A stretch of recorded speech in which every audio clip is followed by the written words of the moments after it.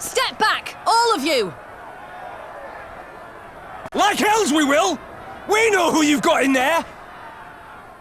We're not leaving till you hand her over! Bring her out! Bring her out! What's going on? Someone let slip about Fedorla. It's true then! The bitch really is in there! I knew it! I bloody knew it! We demand vengeance! Bring her out! Today we butcher the butcher! Butcher the... Come on, you don't mean that! We'd be no better than the Imperials if you'd all just calm down! Calm down! That monster and her thrice damned skulls dragged my man from our home and beat him to death in the street! Aye! And my dad! That bitch has spilt enough blood to fill a lock! We all know her crimes. She's a traitor and a murderer. How many of your resistance friends have died at her hands, eh? And here you are, protecting her! So that's what all the fuss is about.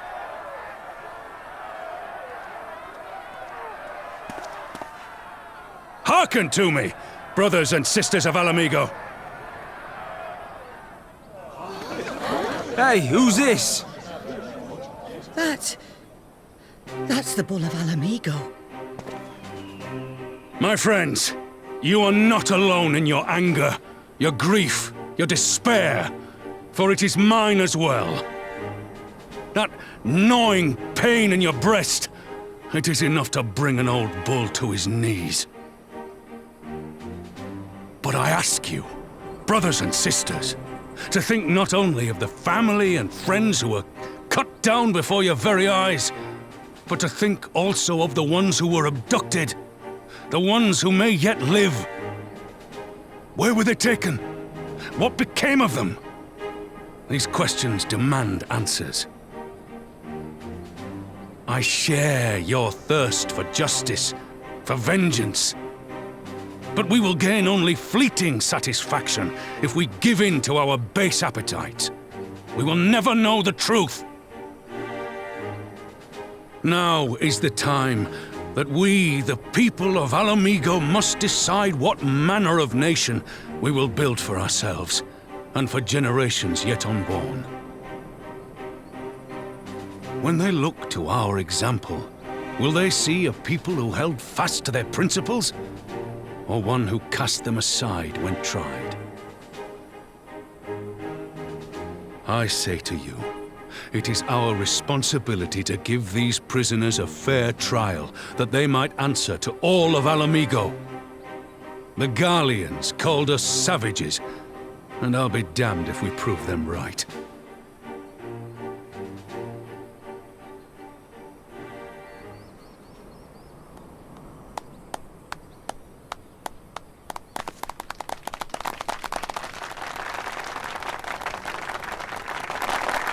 I know you're right, I do. But I can't.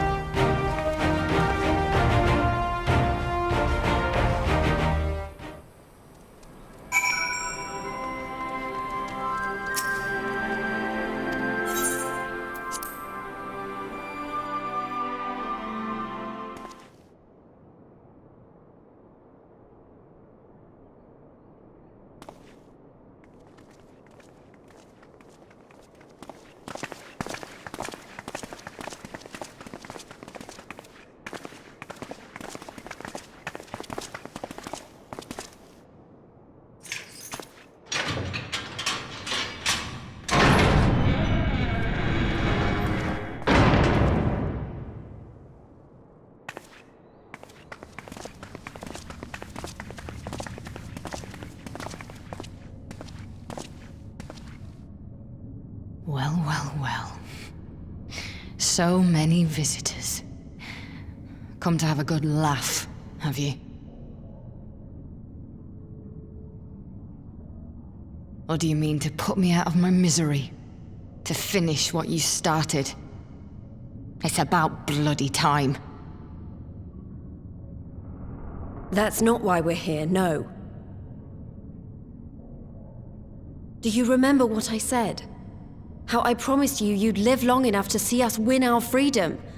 Well, I meant it. And not to mock you either. You're wasting your time. All of this is pointless! There's no reason to keep me alive, and you know it! I killed your men. I killed my men!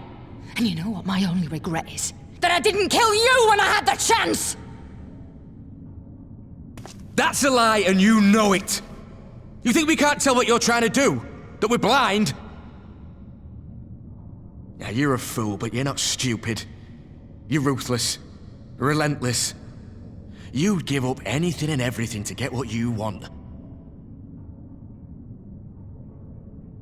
You didn't come this far, climbing over the bodies of your own brothers and sisters just to piss it all away. I see you, Fedora. I see you for what you are.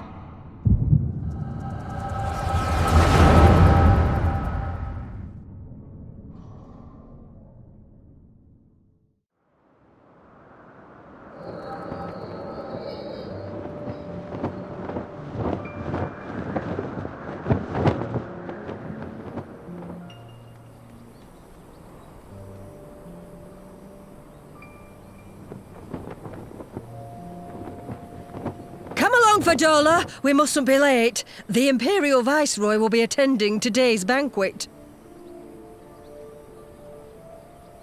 All right!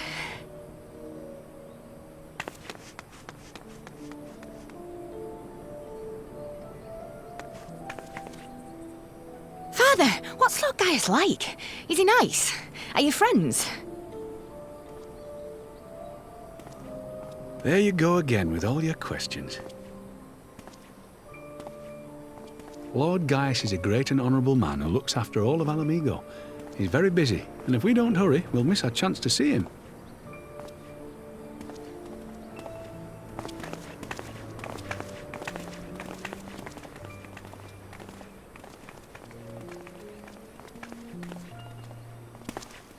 Filthy tin-head lovers.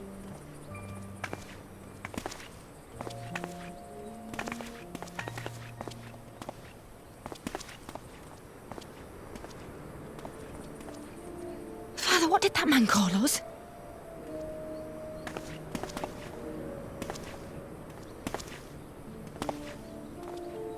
The little tin-head lover doesn't know what she is, eh? A traitor, sweetheart. A backstabbing bitch who'd gladly betray her kith and kin to gnaw on what few scraps the Imperials deign to toss her. Like your bastard father and whore mother. That's not true! My parents are good people! They've never done anything like that!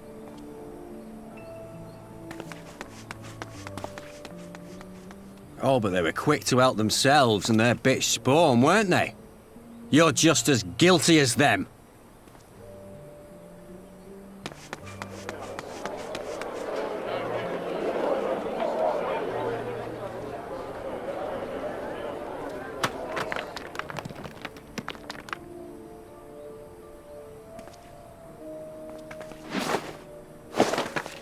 Fadola! Traitors!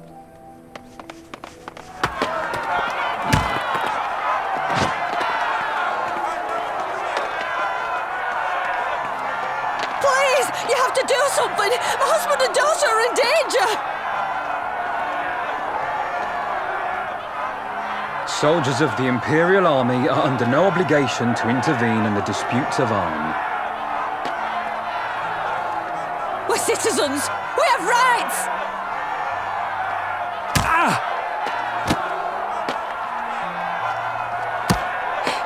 I'm scared.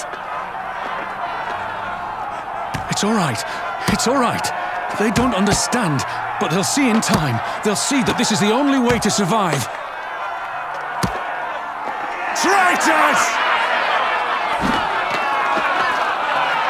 Traitors!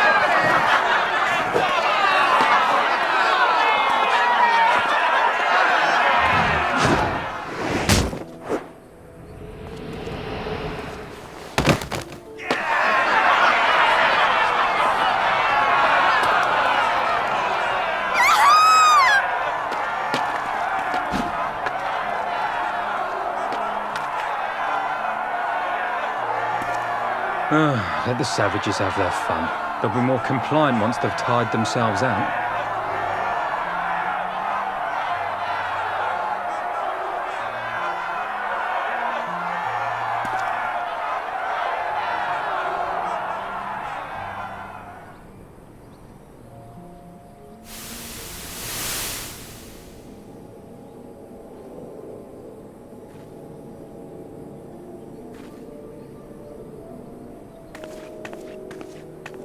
Fadola, please! You already have citizenship. Why would you want to become a soldier?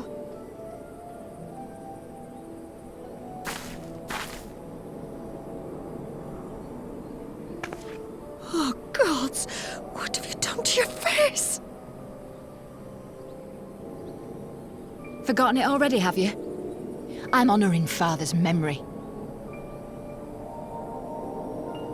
By telling the world that you know better than a common savage.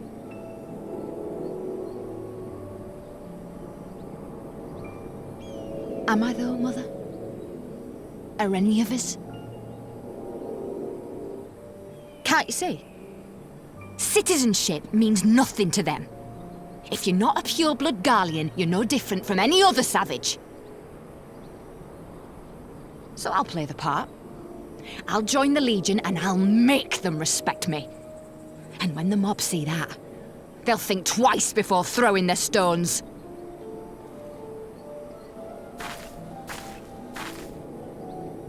Ansfrid, Rudolph, Emlyn. It's time. It'll be hard. Humiliating. They'll try to break us. Send us crawling back to our own kind. But we won't, no matter what. We'll bleed for them, die for them if we have to. We'll do whatever it takes to be free!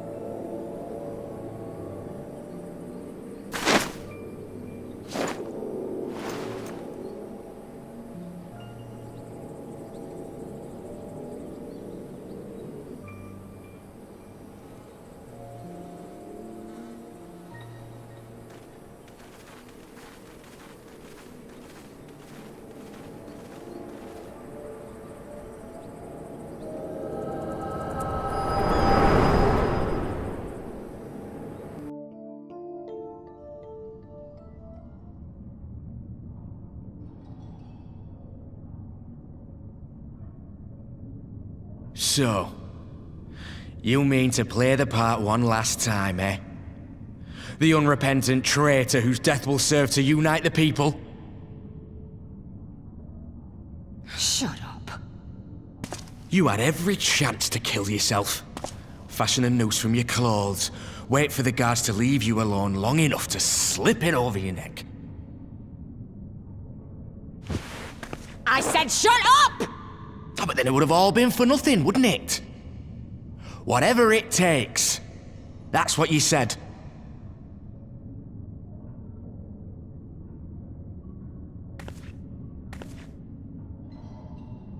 Been in my head, have you? Had a little peek at my past? And what? A few stolen memories tell you everything you need to know, do they? Don't you dare patronize me! You don't know a god's damned thing about the life I've led! The bastards that killed him. The bastards that let it happen. My father deserved better! I swore I'd do whatever it took to make them pay!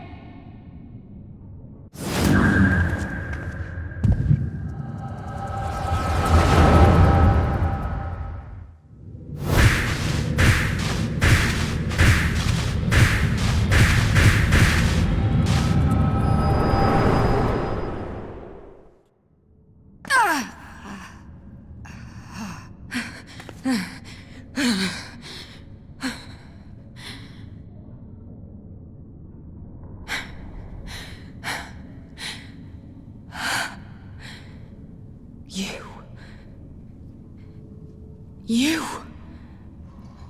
All that power. All that pain. It's too much. Too much for anyone.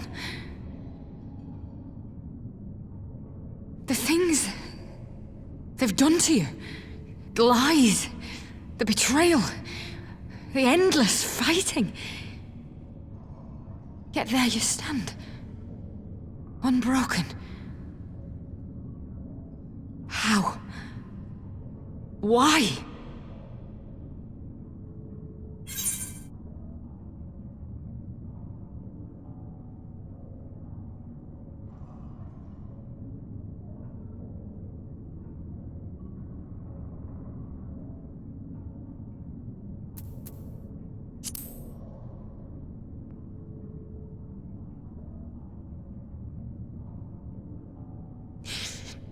Damn you. Damn you all.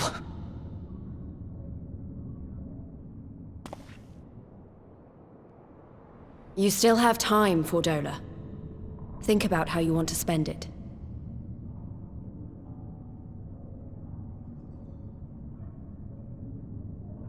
Let's go.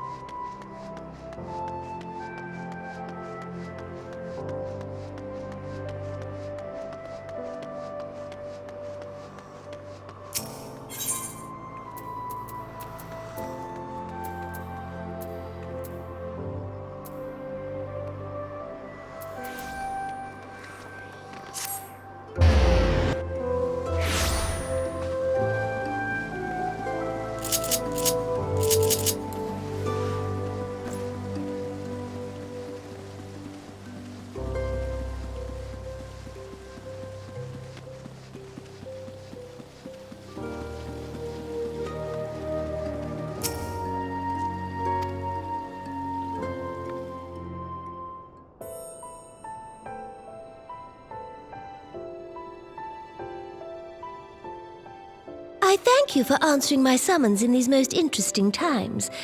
You have been busy. The liberation of Alamigo will have far-reaching consequences, and there is a matter upon which I would seek your counsel.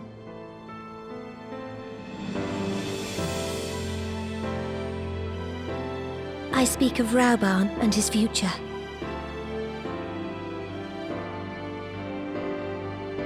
All know the tale of his rise from penniless refugee to member of the Syndicate and General of the Immortal Flames. Yet though he has come to call Uldar home, it will never be his homeland. He is a son of Alamigo. And now that she is free, I thought it only a matter of time before he sought my leave to return to her. Indeed, I had resigned myself to his loss. Suffice it to say, I was greatly surprised to hear him speak so lightly of handing over the reins in Alamigo and retaking his place at my side. I will welcome him with open arms, of course. He is my most trusted advisor and my dearest friend. But I have known the man a long time, and beneath that steely gaze, I spied a flicker of doubt.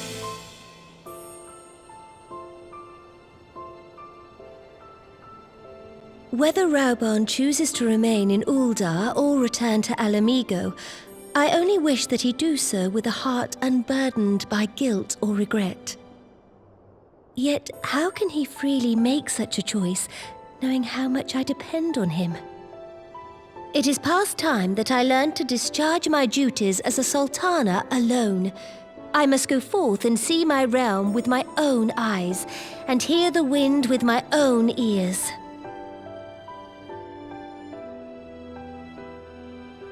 Might I have your company for a brief adventure?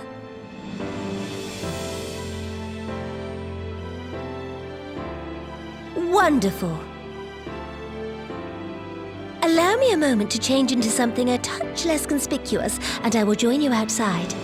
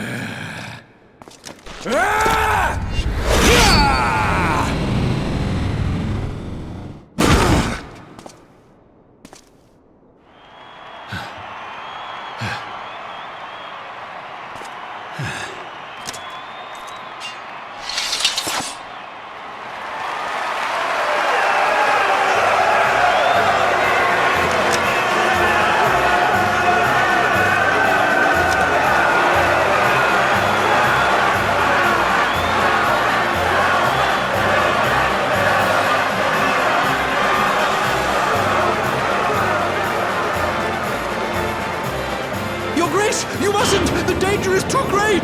Please, Your Grace, come back! I beg of you!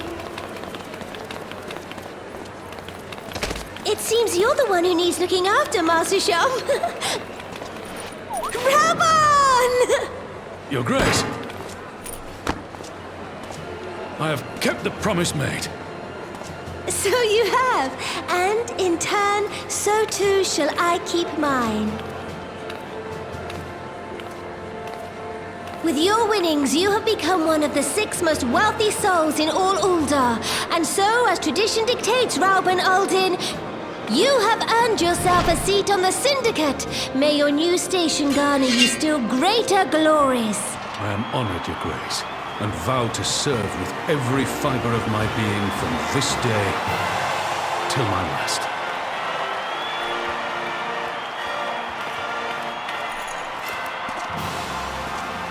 Long live the Sultana, and long live Uldar!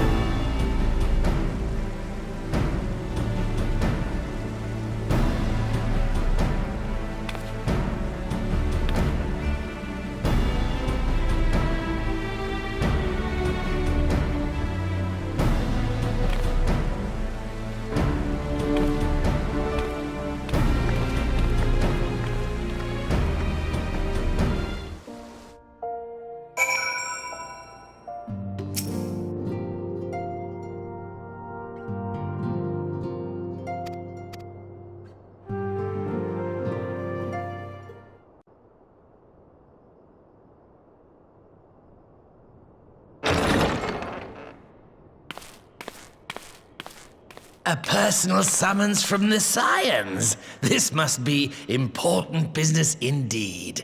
Though, if it concerns anything so underhand as an assassination, I fear I can be of little help.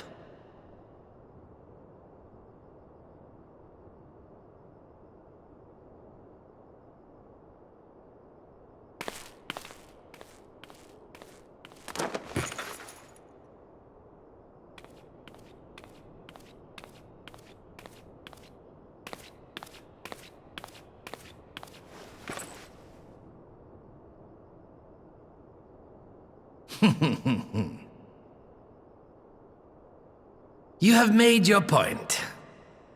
'Tis indeed unsettling to find oneself seated across from an impassive mask.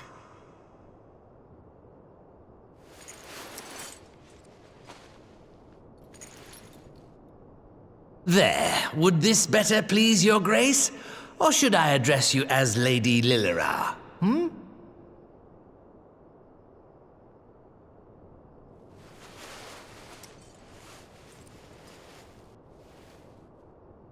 Nay, the deception has served its purpose. I'm glad to see you found amusement in my little jest, Lord Lolorito, but shall we proceed to the business at hand? By all means. I must say I'm most eager to hear your proposal. Simply put, I would aid the refugees camped in Thanalan in their efforts to return to Alamigo. The reparations you paid in the wake of your earlier misdemeanors will be used to fund the endeavor, together with the fortune seized from the late Teleji Adeleji's estate. But this plan is not intended to benefit the displaced alone. I would make of this an investment which shall enrich Uldar and Alamigo both. And who better to consult on matters of profit than the wealthiest man in all of Thanalan? I beseech you then, Lord Lolorito, share with us your mercantile wisdom. Ah, 'twould seem your grace has matured beyond acts of earnest yet misplaced charity. Pray tell me more.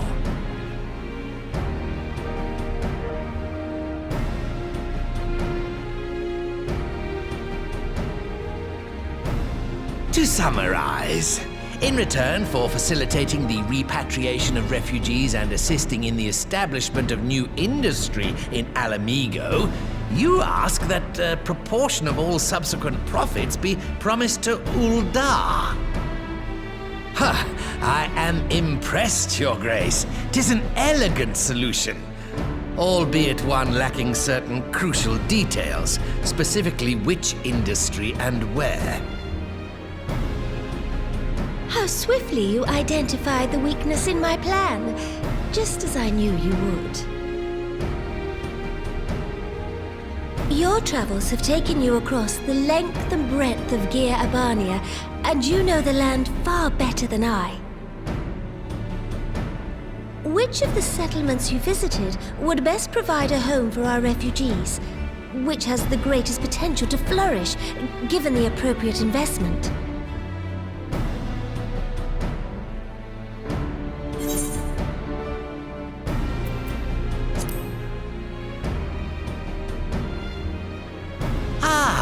Yes, that desolate little village on the shore of Loch Seld. I know the Saltry and its products well. The Imperial invasion brought an end to their more widespread distribution, much to the dismay of many a wealthy gourmand, myself included. Salt has ever been a transformative ingredient, and in this instance, I dare say, it could transform a modicum of effort into a mountain of gil. The local citizens will need to be consulted, of course, but I trust the East Aldenar Trading Company can be relied upon to provide its assistance in negotiating a mutually beneficial arrangement.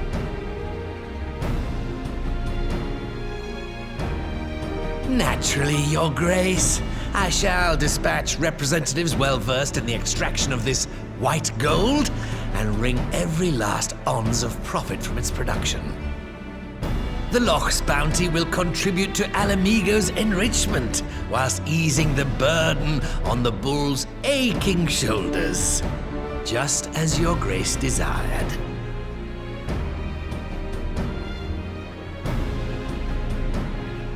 A deal is struck then.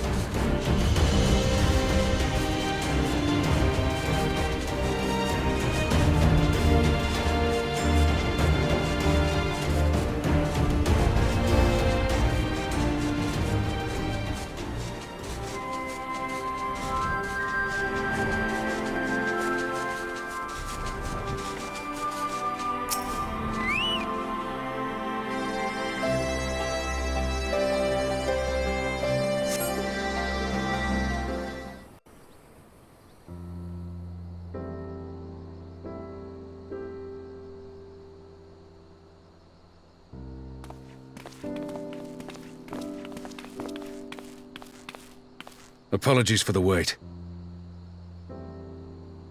People are screaming for the butcher's blood again.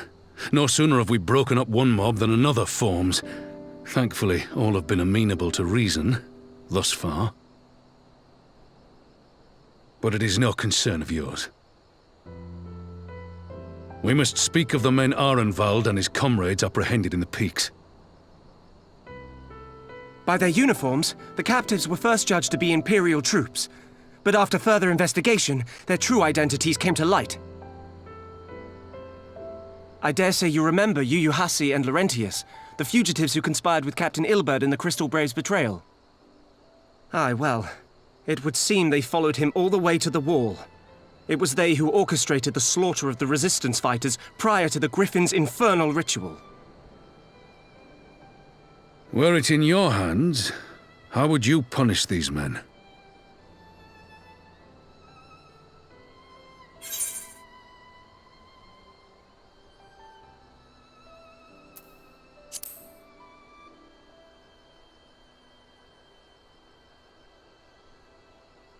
You would spare these animals? Yours is a more merciful brand of justice than mine.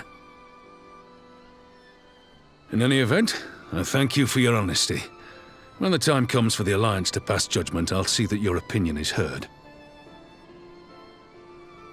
Well, that concludes our business here. But there is more I would say. Walk with me.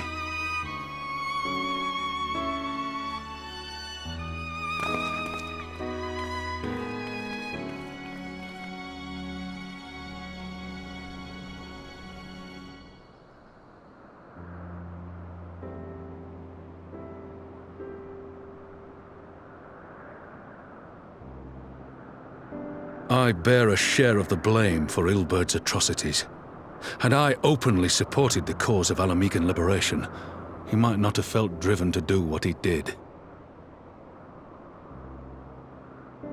Things could have been different, and I'm sorry they aren't.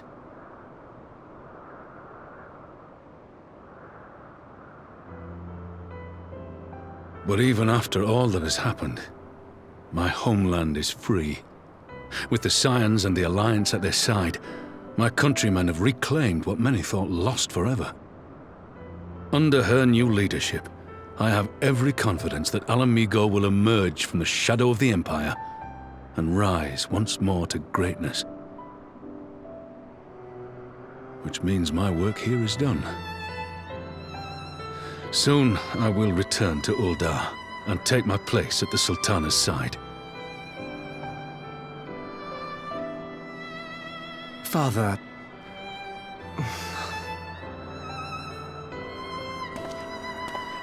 I'll not deny there's a part of me that wants to stay. The same part that contemplated renouncing my rank and joining you as a wandering sellsword.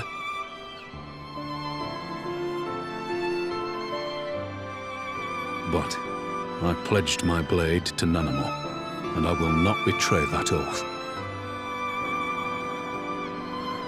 Is this truly what you want, Father? It is.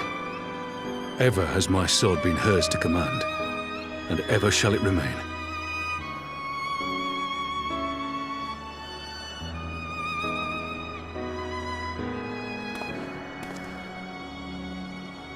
Thank you for lending an ear. When all the rest are clamoring for me to stay, I trust you'll send me on my way.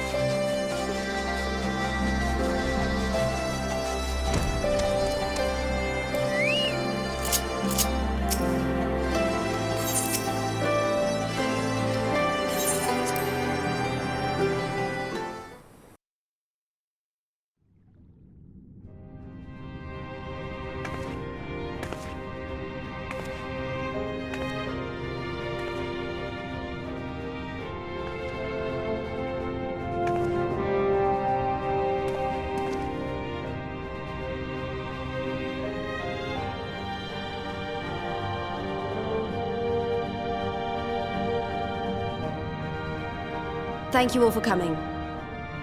I am Lys Hext, and I speak for the Resistance.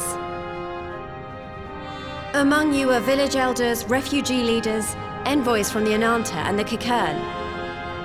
You've come from every corner of Girabania to help decide the future of Alamigo. But before that, I want to ask you a question. What was the first thing you noticed when you came in?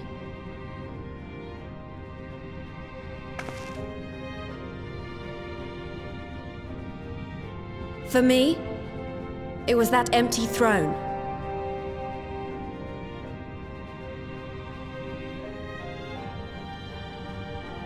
It has no one to sit on it now. No viceroy, no king. Would any of you like to take their place? Or should someone else sit there?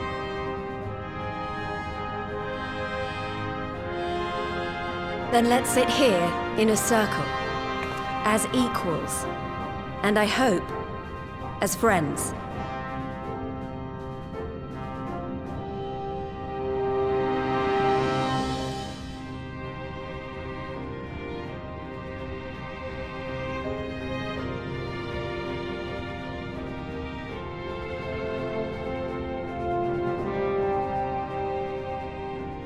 Expertly done! Lys has removed monarchy as a choice early in the game, and positioned them to consider a joint government. All things considered, I would say events have got off to a fine start.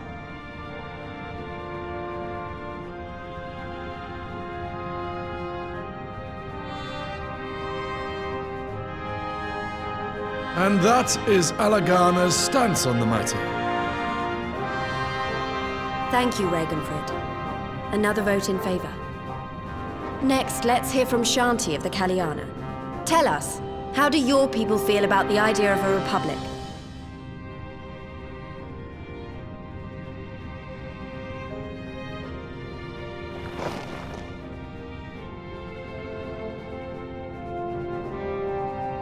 The Ananta wish only that those who dwell within Girabania devote themselves to our faith. You shall all worship Sri Lakshmi!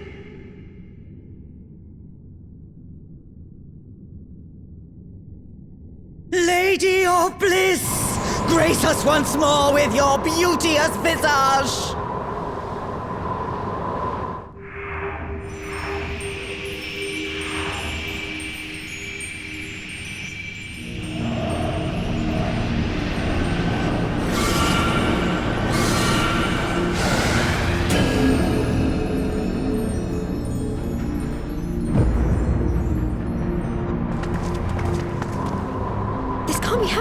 No crystals were allowed through the door! We can worry about the how of it later. We need to evacuate these people right now, or the Primal will make thralls of them all! It's up to us.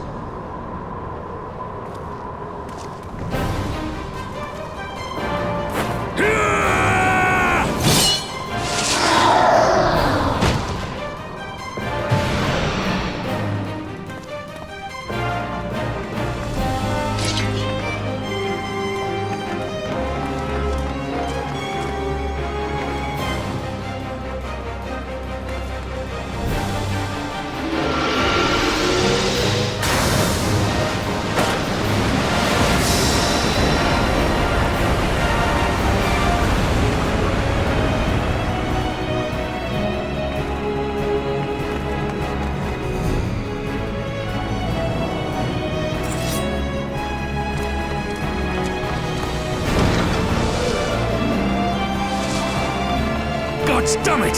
The guards were already turned! Fools!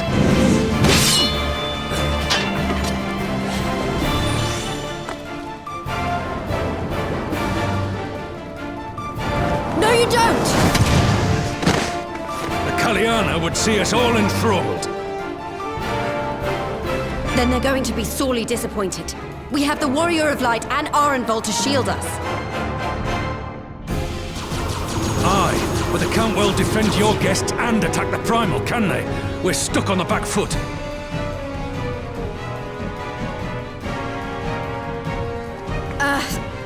All right, I think I have an idea. Keep these people safe, General. I'll be back as soon as I can.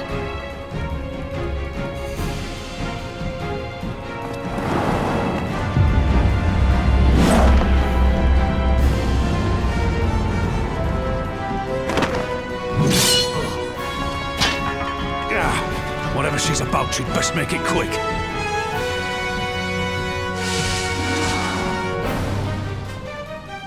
Come then. Who will be next to die on my steel?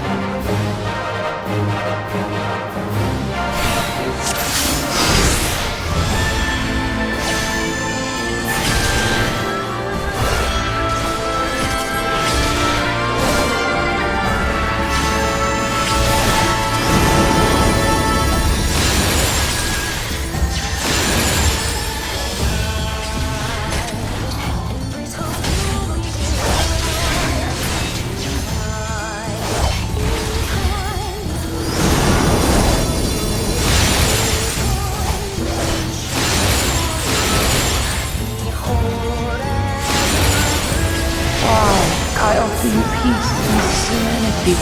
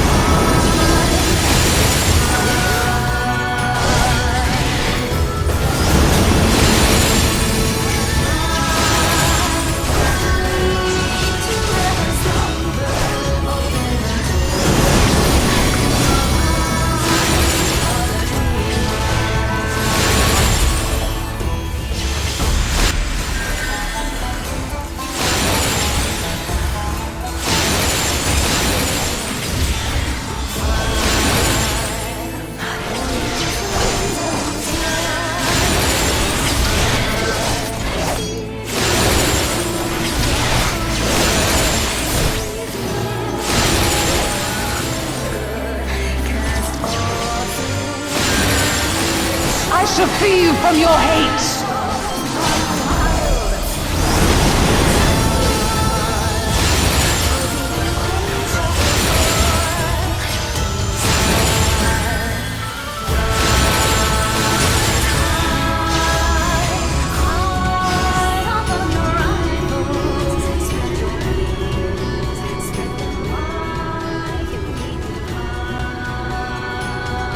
Damn it all! It's only a matter of time before we miss one.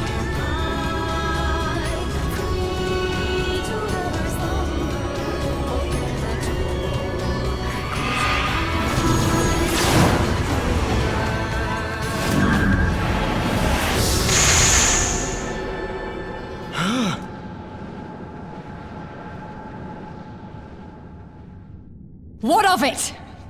Do you want to kill this thing or not?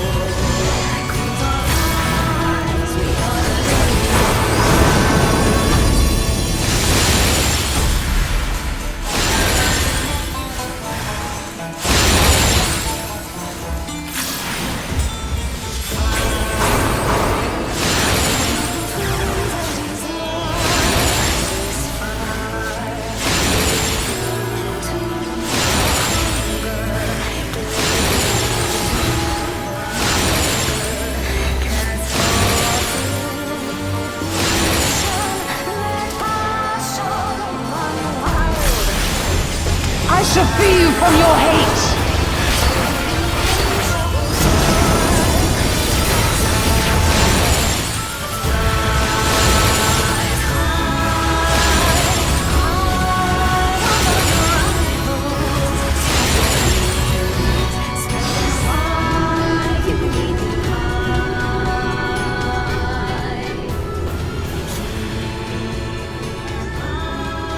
Damn it all!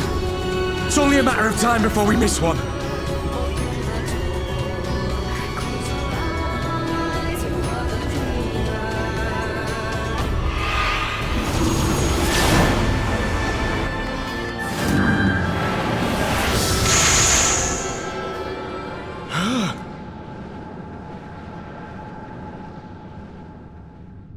What of it?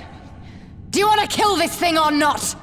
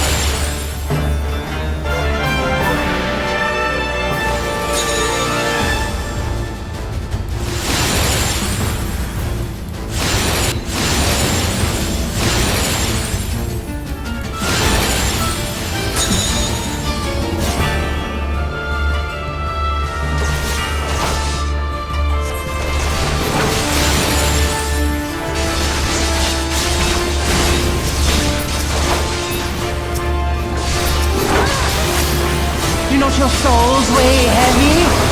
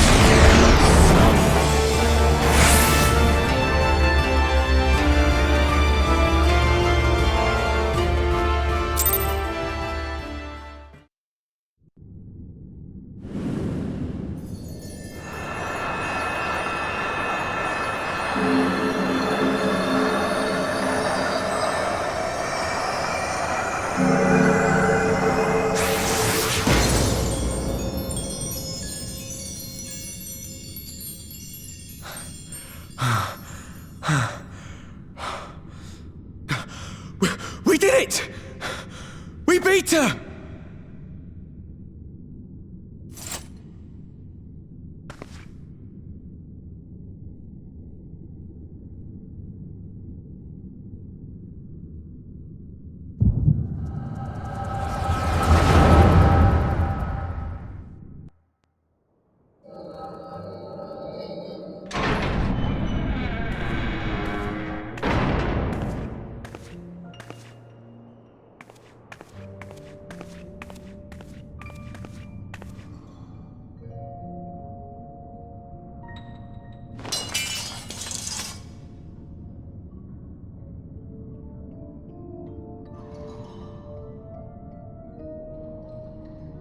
What is this? I'm only going to say this once. The Ananta just summoned their primal in the throne room. My friends are fighting her, but they need help. They need someone with the Echo, and by the gods, I wish I had it, but I don't.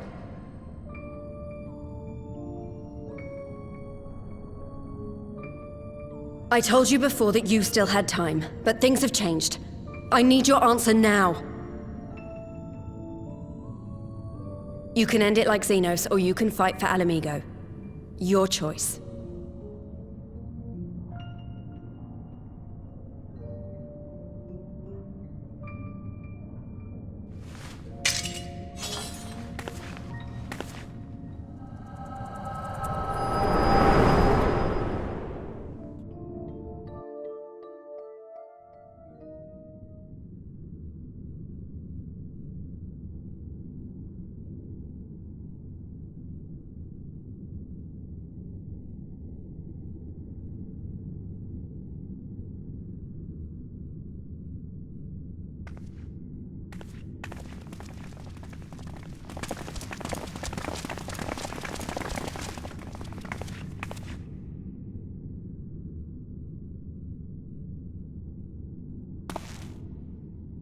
Seven hells!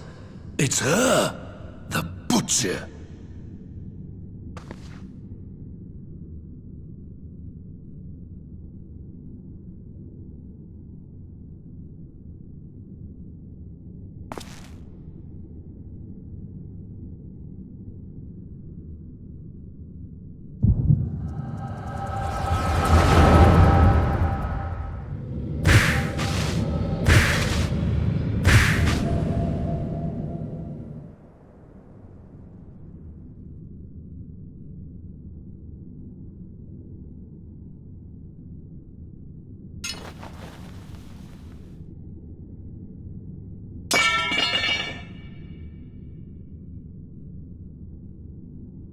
It's done. Take me back to my cell.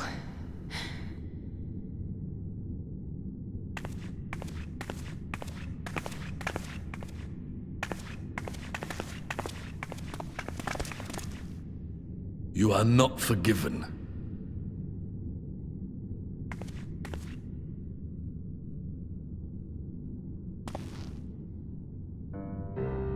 Not you. You I will never forgive.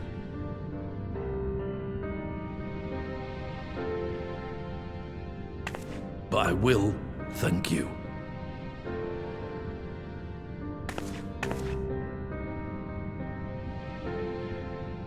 For standing against a primal and saving us from servitude. You have my thanks.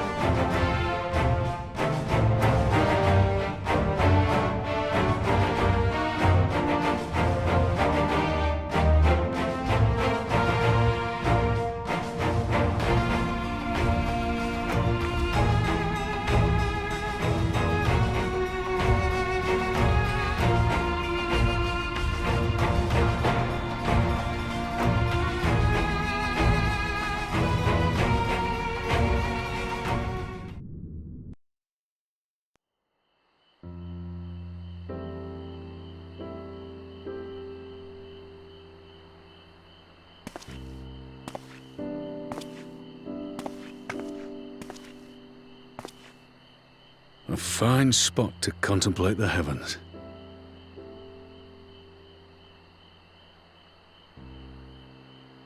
The meeting is over. The envoys have chosen to instate a government model on Ishgard's House of Commons, a ruling body of representatives elected by the people.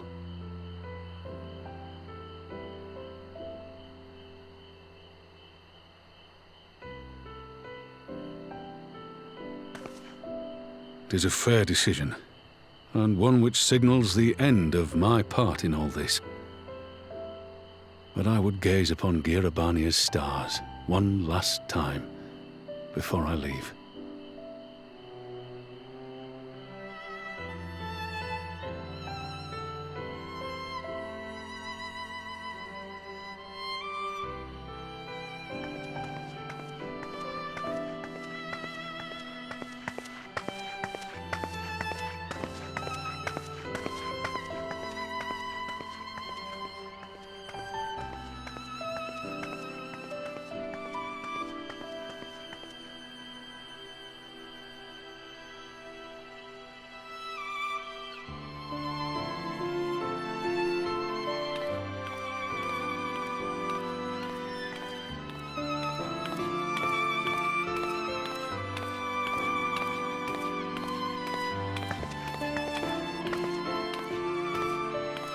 Forget something?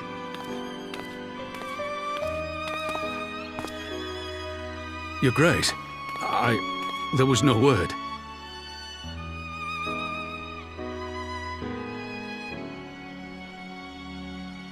Raubon Aldin, you are hereby dismissed as General of the Immortal Flames and relieved of your seat on the Syndicate. But, Your Grace... Raubon, I am no longer a child. Stay here in your homeland. Work with your brethren. Rebuild Alamigo. You desire to stand alone. I understand, but remember what happened. I remember full well the consequences of my naivety, and thus did I consult at length with a most trusted advisor ere I embarked upon this course. A most trusted advisor? And what of me? Am I no longer deserving of your confidence? What trust can there be between us when you withhold the truth from me? Did you think me oblivious to the anguish in your eyes when you spoke of returning to Uldar?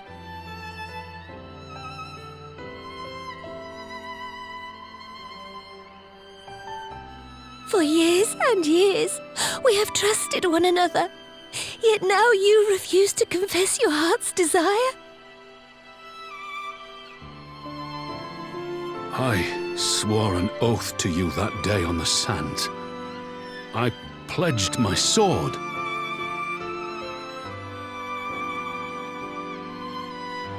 And it has served me well. But in Pippin you have forged a new sword, as sharp and deadly as the blade you bequeathed him. I will show you a Sultana who can wield every weapon at her disposal, including Lolorito and his monetarist cronies.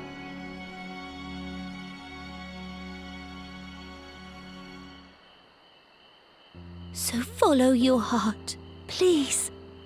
You are home. You are free.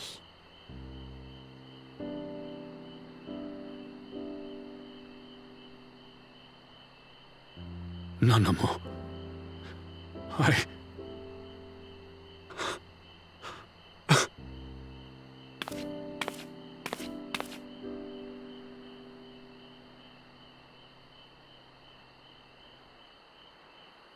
Smile for me, Raubon.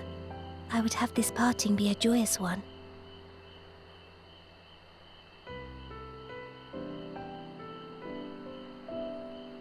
Thank you, Your Grace. It has been an honor to serve you and Uldar. Tomorrow you will serve Alamigo and fight for the good of all Eorzea. Am I understood? Yes, Your Grace.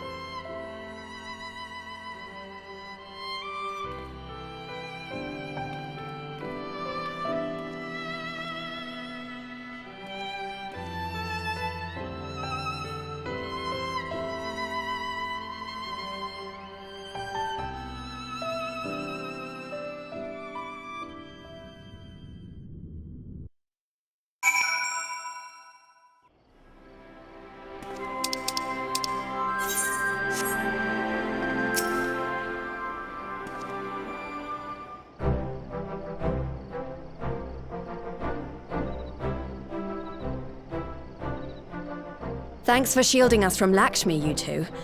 If you hadn't been there, the rest of us would be worshipping her by now. You're kind to include me, Lise, but we both know who did most of the work. I could scarce keep track of the battle, let alone land a telling blow.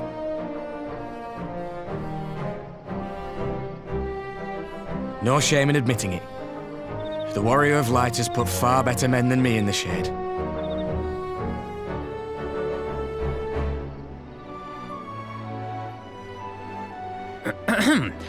Did I mention that I encountered the Sultana in the palace?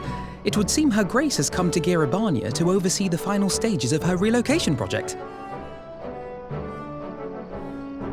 She was in search of General Oldin, and I directed her to the rooftop garden. I do hope he was still there. Are you in the habit of gossiping about the affairs of royalty, Master Leveilleur? Certainly not, Your Grace. I was merely informing my companions. Be at ease, Alphino. 'Twas only a jest.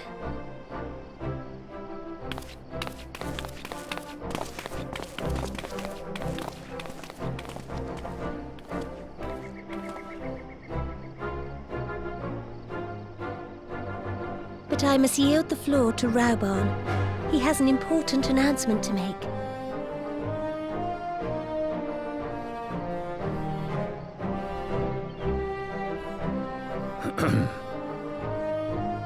As of yesternight, I have been relieved of my post in the Immortal Flames and the Syndicate both.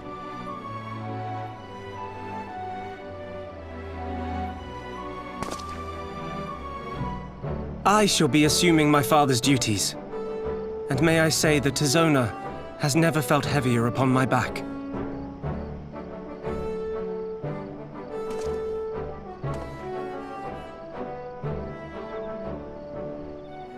Twould seem I am in need of employment. Mayhap one of my old acquaintances can introduce me to a mercenary company or some such.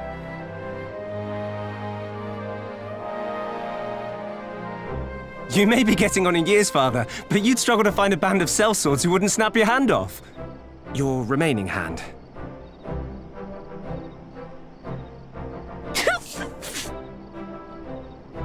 Yes, the Bull of Alamigo need not be put out to pasture just yet.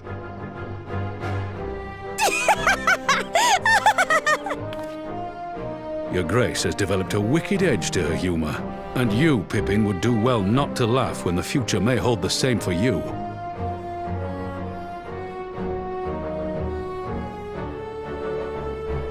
So, does this mean you're staying? Aye, that seems to be the way of it. I would be glad to aid you in rebuilding our nation, if you'll have me. If, he says. Welcome home, Rauban.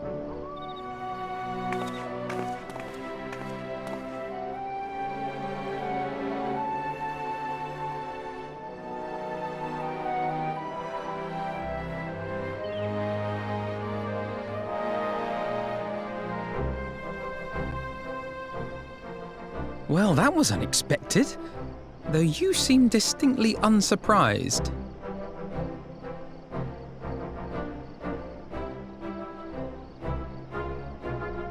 Either you're more astute than I give you credit for, or I'm losing my touch. In any event, one thing is certain. Alamigo will rejoice at the homecoming of her dearest son.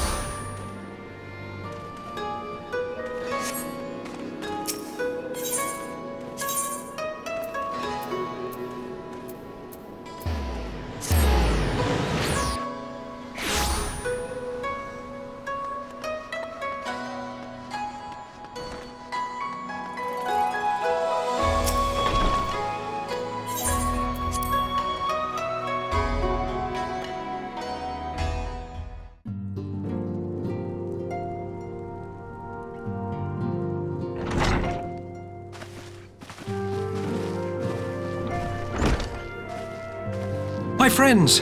Thank you for coming at such short notice. We were told the matter was urgent. I take it Yugiri and Soroban are also involved? My presence here is but a happy coincidence. I am come on separate business, which can wait. My apologies. Master Hancock, pray, tell our friends exactly what you told me. Of course, of course. Some few days ago, a large detachment of soldiers was seen arriving at the Garlean embassy. This seemed to me most unusual, as no personages of note are due to visit for a matter of months. So, I made a few inquiries, whereupon I learned of a most curious rumor. Apparently, the soldiers were dispatched to Kugani to investigate recent sightings of a certain individual.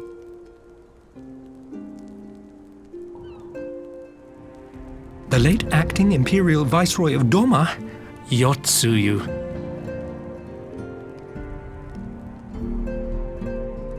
I beg your pardon?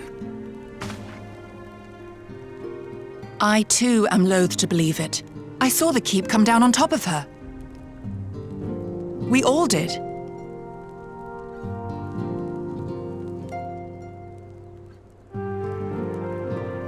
I would not presume to question your eyewitness accounts, nor am I one to take rumors at face value. The fact is, the Garleans have no knowledge of what took place at Doma Castle. They may well be chasing after a woman who merely resembles Yotsuyu. But a woman who resembles Yotsuyu in the company of a grizzled Rogadan samurai? I dare say that thickens the plot. Gosetsu! He's alive! While I've no conclusive proof, I thought that such a possibility warranted your attention. Have you informed Lord Hien? Well, I think we'd all like to believe the old bear survived. Indeed. While I dare not give myself wholly to hope, I will not deny that I have prayed for such a miracle ever since that fateful day. But regardless of my personal feelings, if the Empire has seen fit to pursue these rumors so vigorously, we can scarce afford to ignore them. I am bound by duty to ascertain the truth of the matter. Will you join me in this quest?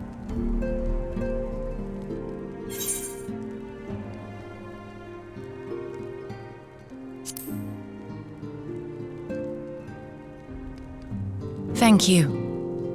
If Gosetsu yet lives, he will need our help if he is to avoid capture. Gosetsu is a dear friend, and we cannot abandon him to the mercy of the Empire. Our course is clear.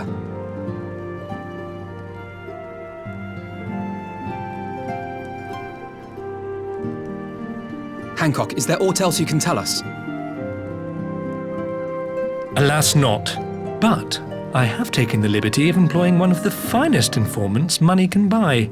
You shall have the latest intelligence on the Garleans' movements, and more besides.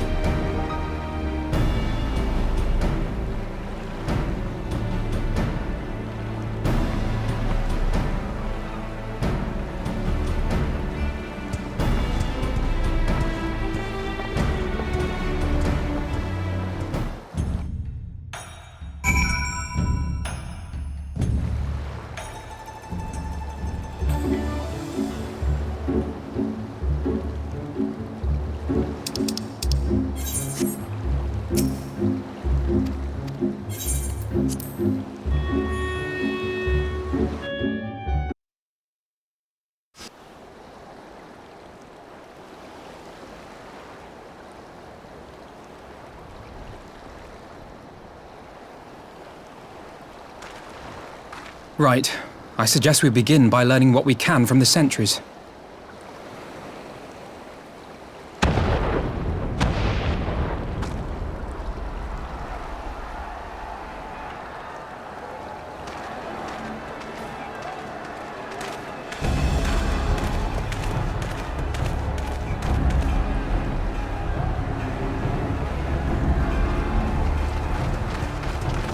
What's going on out there?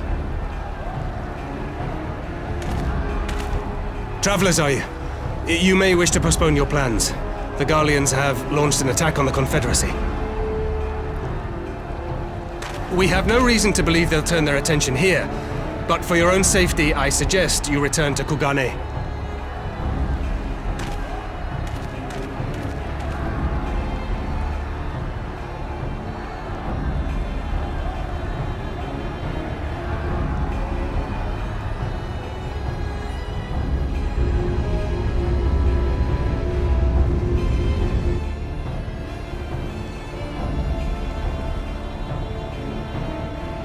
The Garleans bear no love for the Confederacy, but with Doma lost to them, why would they attack?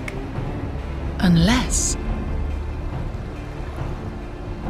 Yotsuyu is on that island. Even if she isn't, our allies are under attack and they need our help. We will help them while you remain with Soroban. Arguing will only delay us. Is that clear? Fine, but you haven't heard the last of this. Soroban, we may need to make a swift exit. See that the boat is ready to sail at a moment's notice. It shall be done.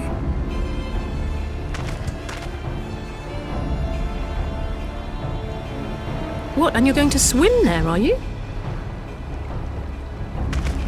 'Tis the quickest way, and you may rest assured I've been practicing.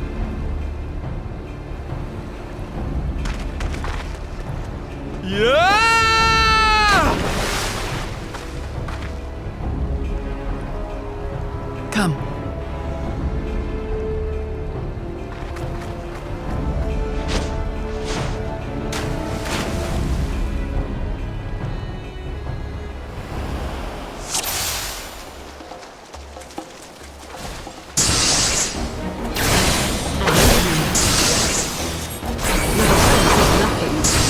Leave this to me.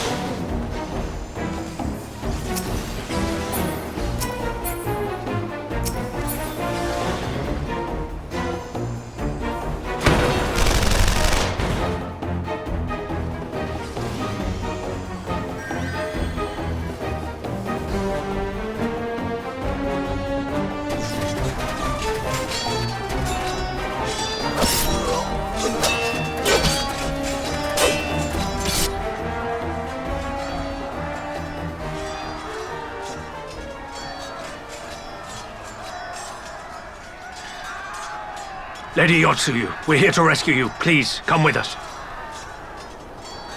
Stay back, Tsuyu.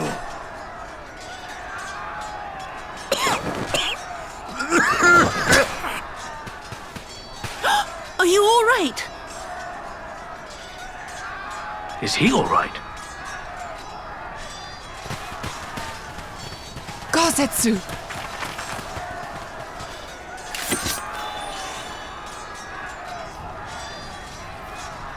Damn it, we took too long. Change of plan, eliminate hostiles! All forces, attack!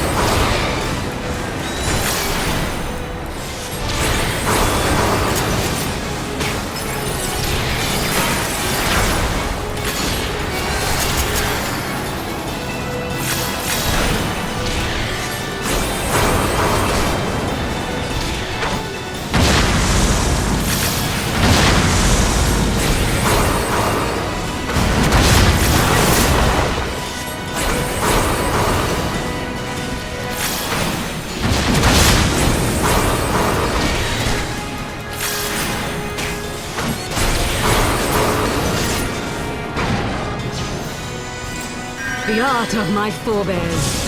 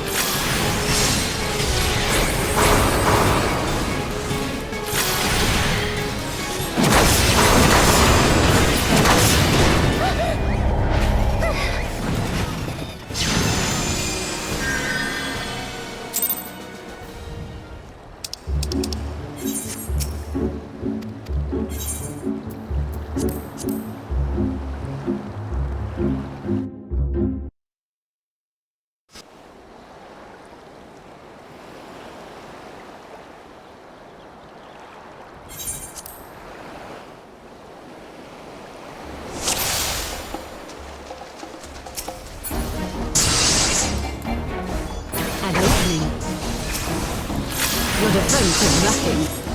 Leave this to me.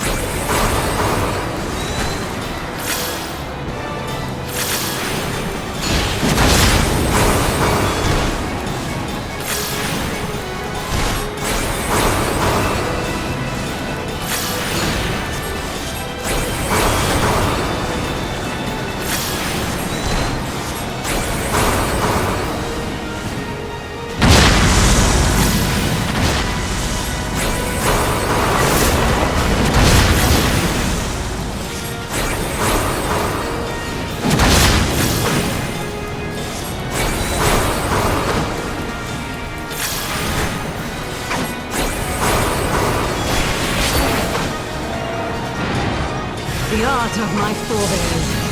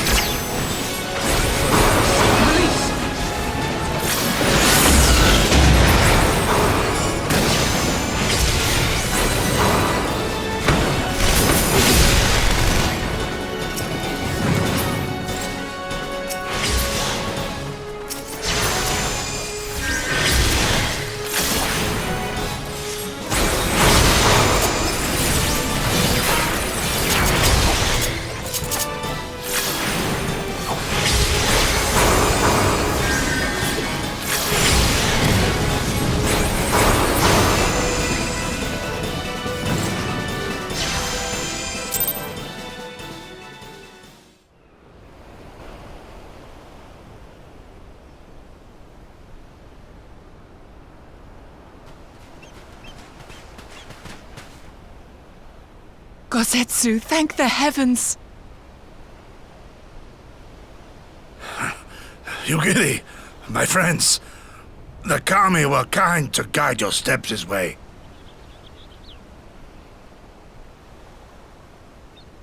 It's over. The Imperials are retreating. I suppose we have you to thank for that. But they would never have come here were it not for her. I had a bad feeling the moment your samurai friend arrived with that woman in tow.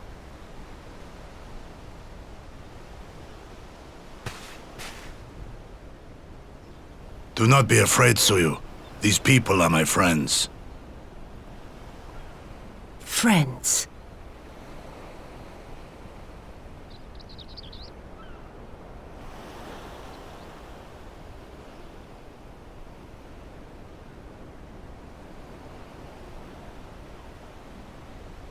Forgive me, but at the risk of souring the mood, I believe you owe us an explanation.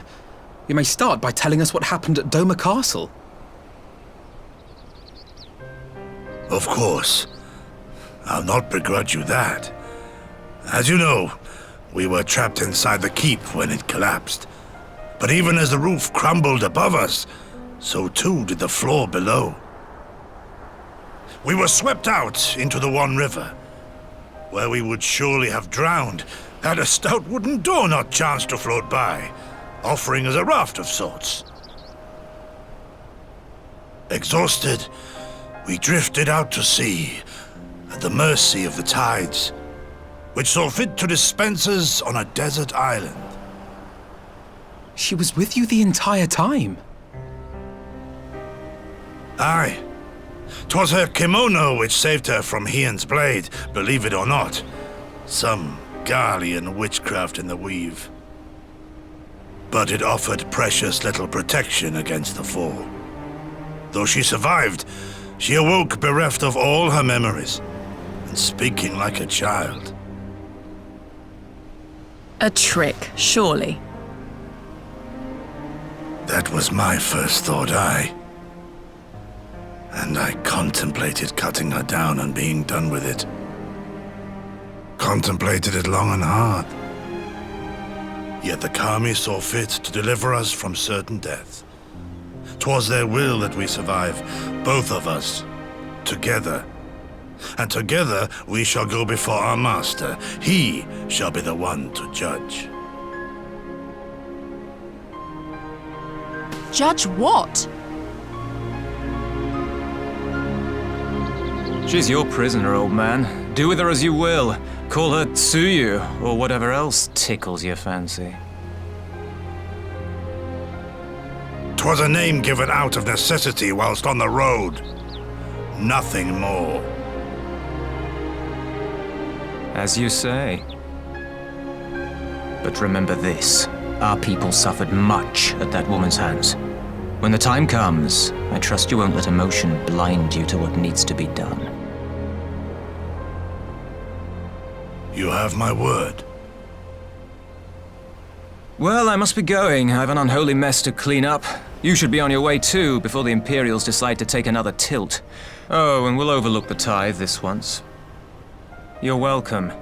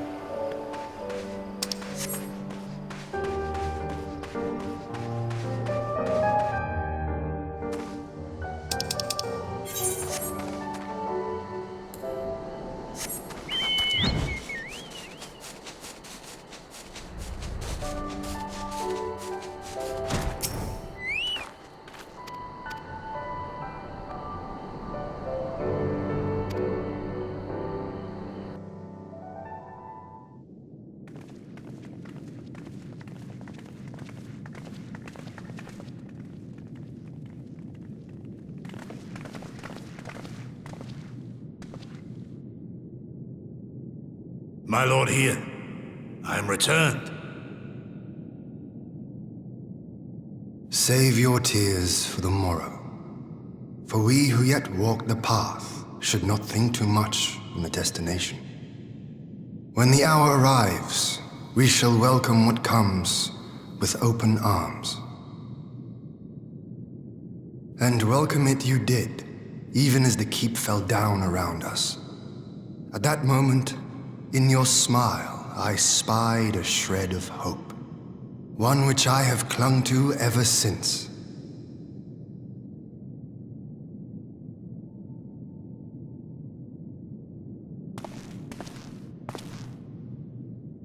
Gosetsu, full glad am I to see you alive and well. We have played this scene before, have we not? Though this time our roles are reversed. That they are. Meaning you know how I feel. Wholly at a loss for words. Welcome back, old friend.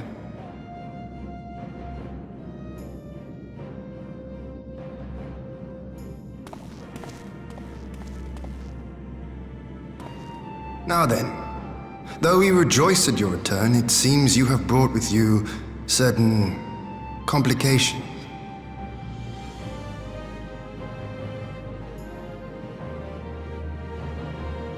Rise, my friend. Tell me everything.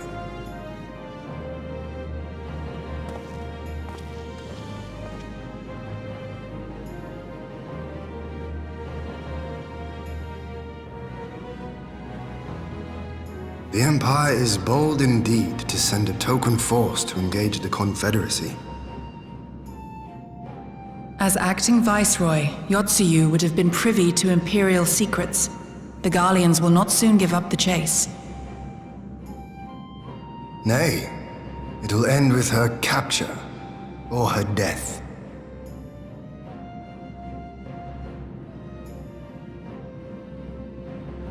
Are you a friend too? She claims to have lost her memory, though I know not if she speaks true. I brought her here that you might decide her fate. Lost her memory, you say? Regardless, the people have not forgotten. Her face yet haunts their dreams. She cannot roam free. We will hold her here for a time. Place her in Jufia's care, with the express instruction that she is not to be seen. Yes, my lord. Come. No, I don't want to.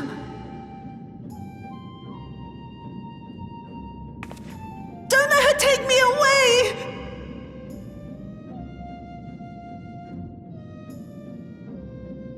It's all right, Tsuyu. I will come with you. Be a good girl, and listen to Yugiri.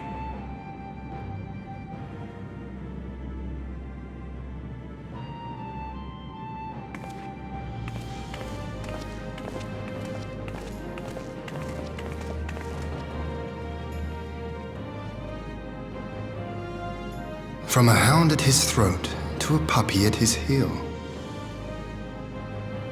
If this is an act, it is a remarkable performance.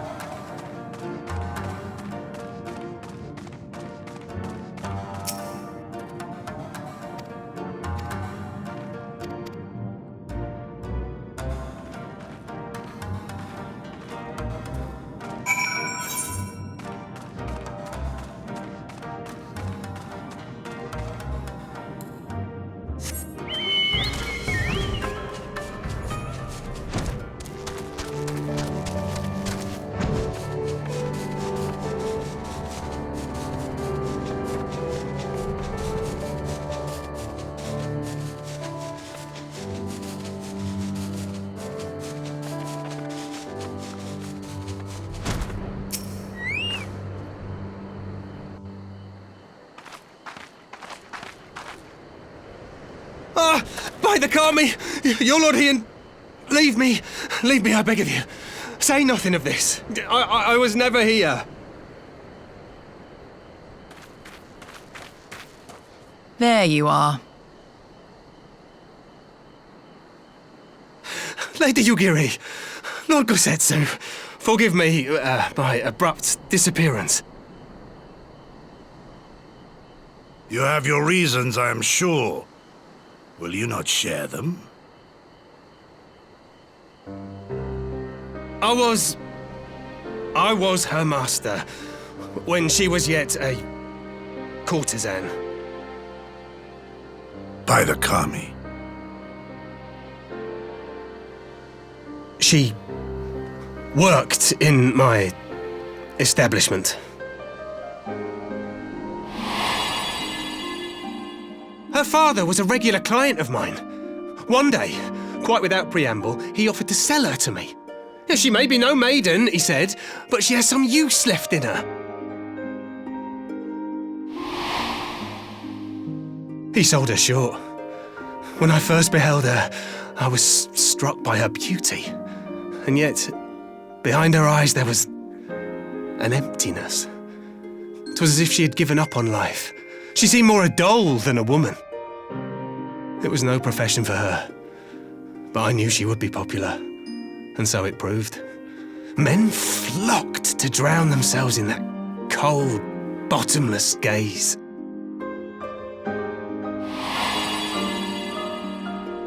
The rest you know. She became an imperial informant, and for her loyal service won the office of acting viceroy. While you came to serve the Liberation Front.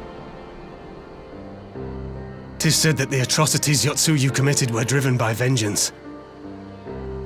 If so, I bear part of the blame for creating the monster she became. Joining the front was meant to be my atonement. But the truth is, I am a coward, whose only thought was to escape her wrath, then as now. I see. Then I shall recommend that you be assigned to a new post. I trust you have no objections, Yugiri? None. It would not do to leave Yotsuyu in his care. I am in your debt.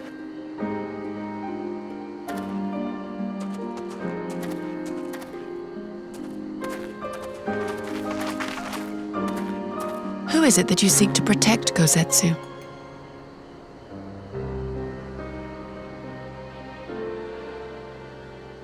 Idle musings. Pray, pay me no mind.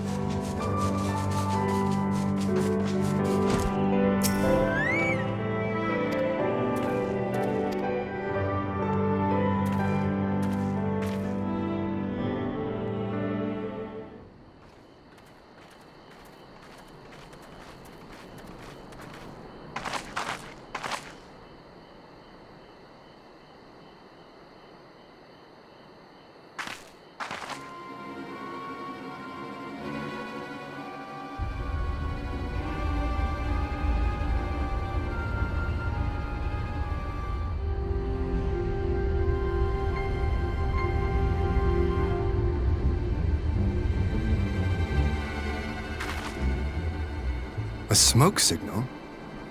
Thoughts, Yugiri? In former times, such signals were used to announce the coming of an emissary of peace. In Doma, at least. But could that truly be their intent? Who can say?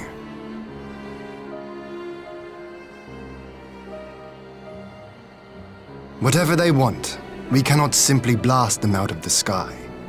Not when they were so gracious as to honor one of our cherished traditions. I would not have it said that we Domans want for propriety. Then I shall go and reconnoiter. Nay, that won't be necessary. We will meet them openly. I would welcome this student of Dorman history in person, whomsoever he or she may be. As you wish, my lord. I shall arrange for a signal of our own to be fired in answer.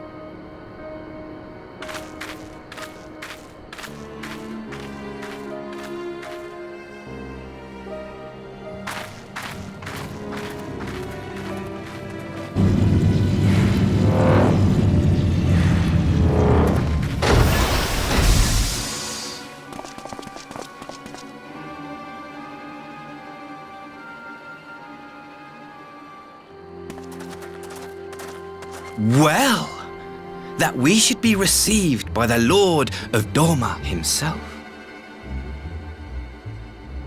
I but afford an emissary of peace the courtesy he is due. Welcome to Doma, my lord. Ah, where are my manners? I am Asahi Sus Brutus, ambassador plenipotentiary of Garlemald. He is heir to the Naiuri clan, and Yotsu's stepbrother. It seems I need not introduce myself, not in the presence of the famed Yugiri Mistwalker. Your skills as a shinobi are known far and wide, my lady.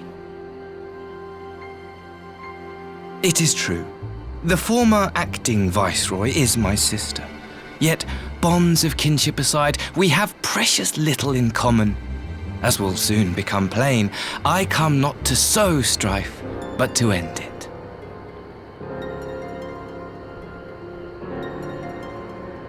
I am of the Populares, a collective which represents the interests of the common man. Long have we labored to bring about reform to the Empire's provincial policy. Happily for us, our master acknowledges the need for change. Indeed, His Radiance, Emperor Varys Zos Galvus, personally sanctioned this mission, granting me the authority to speak with his voice. To negotiate peace with Doma.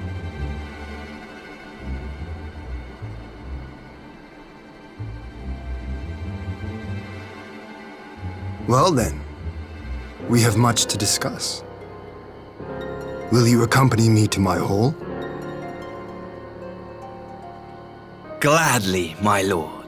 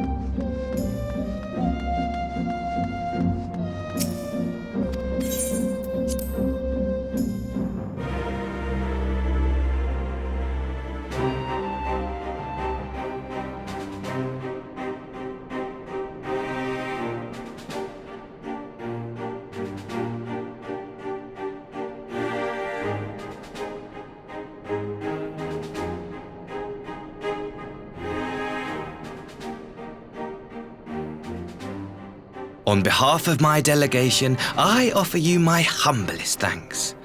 Never did I imagine that I would meet the gallant and noble Lord of Dorma himself, nor be welcomed into his magnificent hall. You'll forgive me if we forgo the pleasantries. You say you are come to negotiate peace.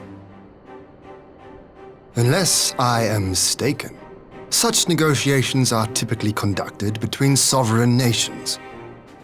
I was not aware that the Emperor had recognized Dorma's sovereignty. His Radiance has yet to do so, that much is true. Know, however, that he has expressed willingness to cede Dorma to her ancestral masters and treat with her as a friend.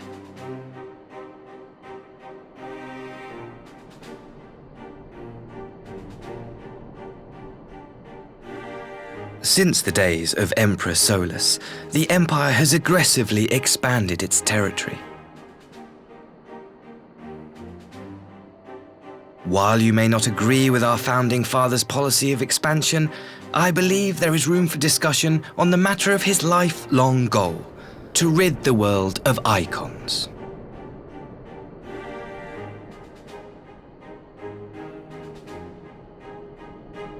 Icons are a blight upon this star. They cannot be suffered to exist.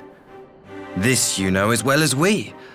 In his wisdom, Emperor Varus wishes to explore the possibility of an alliance to combat this common threat.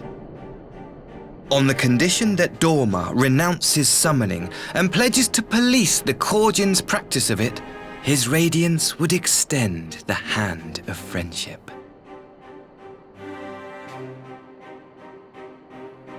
Dorma has never shown any appetite for summoning. And it should go without saying that we will address any threat to our people, icon or otherwise. With regard to the Korjin, I must stress that they only resorted to summoning under extreme provocation. When the Ruby Sea was at peace and their sacred relics safe, they looked not to their kami for protection. Yet even now there are certain parties who would destabilize the region with ill-conceived military forays. Unless they alter their course, we cannot hope to be rid of icons. Quite. I can but apologize. In seeking to eliminate icons, the Empire creates them. 'Tis an irony among ironies, one with which the people of Eorzea are well acquainted, I am told. Indeed, many summonings are the result of persecution, the weak being driven to call upon the divine for deliverance from the strong. So it was in Alamigo, the bitter fruit of Garlean oppression. A tragic state of affairs. If we are to put an end to summoning once and for all, it shall not be through might, but harmony. Yet we continue to repeat our mistakes, oblivious to the lessons of history. My comrades and I would change all that. We, Populares, have campaigned long and hard for a shift in imperial policy. And at last, the Emperor has seen fit to lend us an ear. Alas, there is a faction within Garlemald that would obstruct our every attempt at reform. A collection of pure-blooded Garleans who seek to consolidate their own supremacy. The Optimates. Lest you wonder, theirs was the hand that loosed our forces on the Confederacy. 'Twas a regrettable incident, one that flies in the face of everything we believe. And I swear to do all in my power to prevent a reoccurrence. That would be most welcome. But if I may speak plain, if the Empire itself is not of one mind, how can we be certain that any peace we negotiate will be honored? I cannot blame you for doubting us. Indeed, I should find it strange if you did not. And so, in the name of building trust, I would like to make a proposal. A prisoner exchange.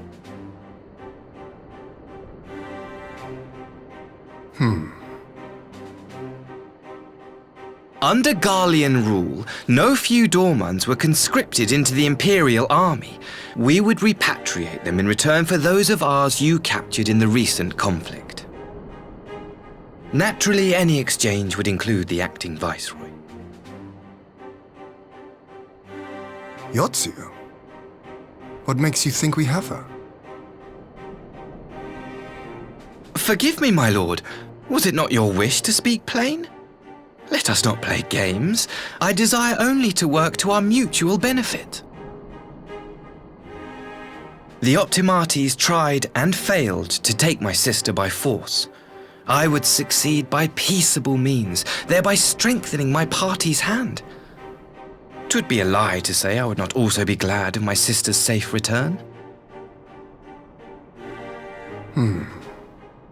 A fellow plain speaker.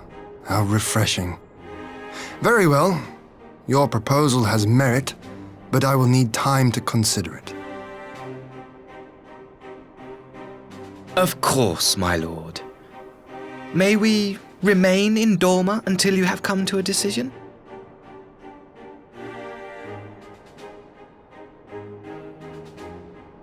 You shall be our honored guests. Ugiri, I leave the ambassador and his retinue in your care. See that they are well looked after.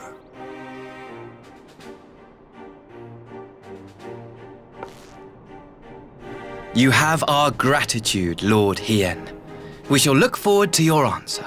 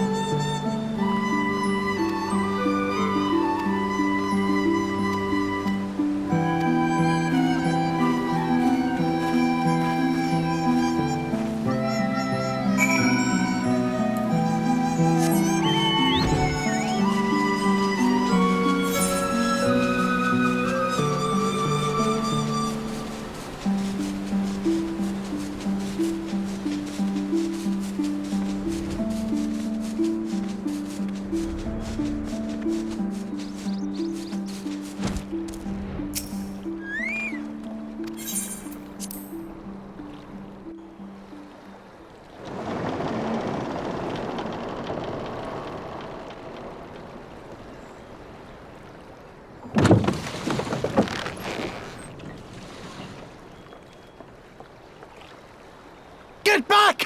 I'm warning you! Someone's in trouble.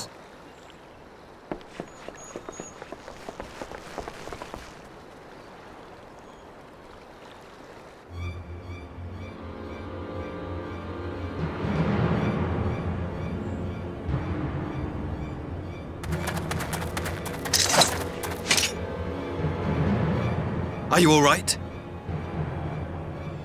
Hi.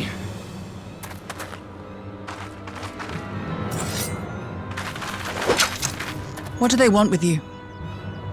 Yuki, and you lot too. I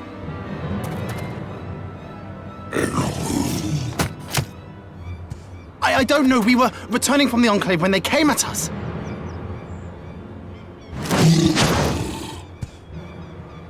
It seems they won't go quietly.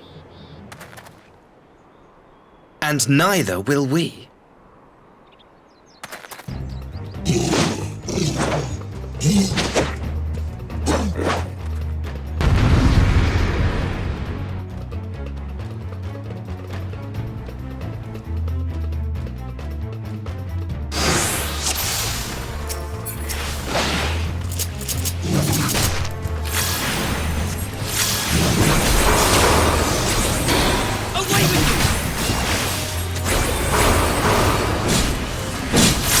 It is nothing.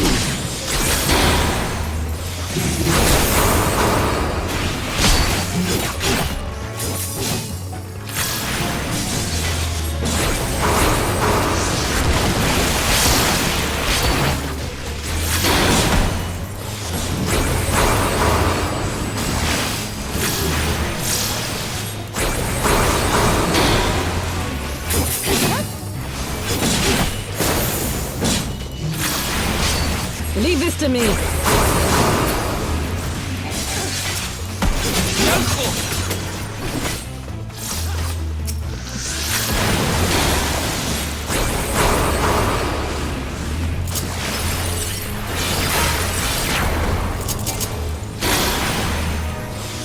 opening.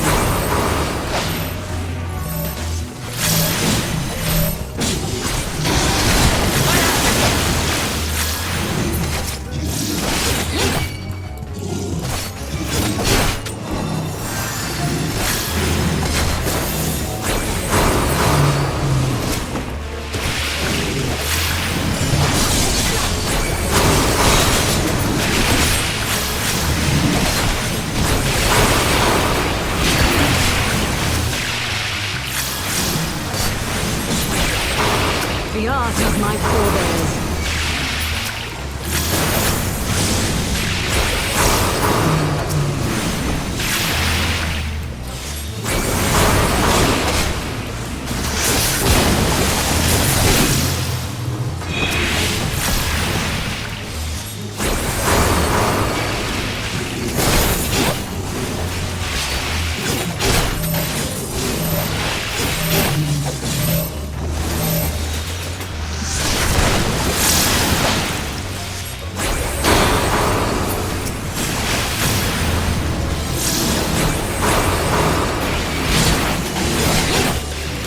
My steel!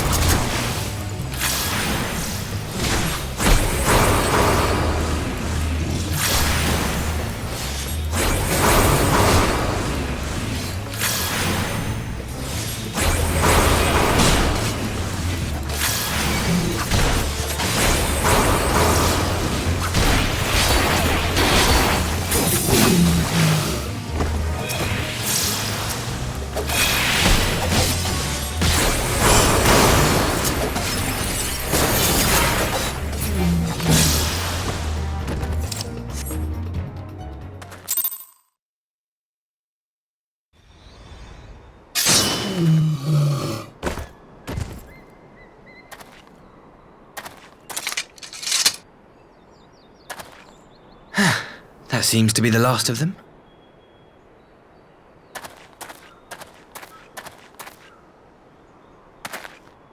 You have nothing to fear, child. You are safe now.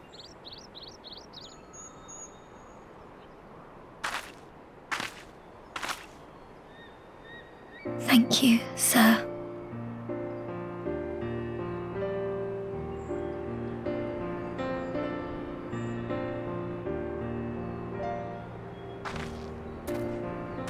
You saved us again. Thank you.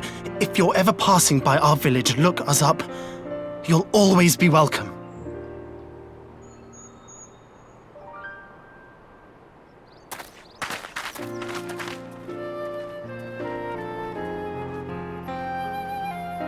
Thank goodness we arrived when we did. Indeed. But what could have prompted the Red Kojin to stray so far from the Ruby Sea? I presume these are the sellswords hired by Yotsuyu. If so, the answer is simple. Desperation. Bereft of imperial employment, they seek other means to line their coin purses. Another sad legacy of the Empire's mismanagement. The Empire to which you have sworn allegiance. Must you always be so pointed? If we are to bring about lasting change, we must look beyond narrow allegiances. You have every right to doubt me, but in time, I hope you will come to see that we share a common goal. You and yours have fought fiercely to change the Empire from without, but if we are to end the cycle of conflict, the Empire must change from within. Am I wrong?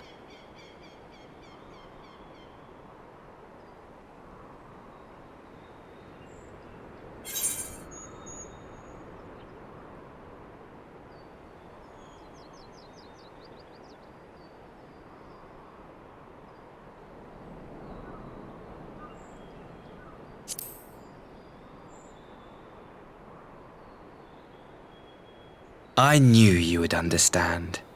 You have witnessed such change firsthand, after all, during your time in Ishgard.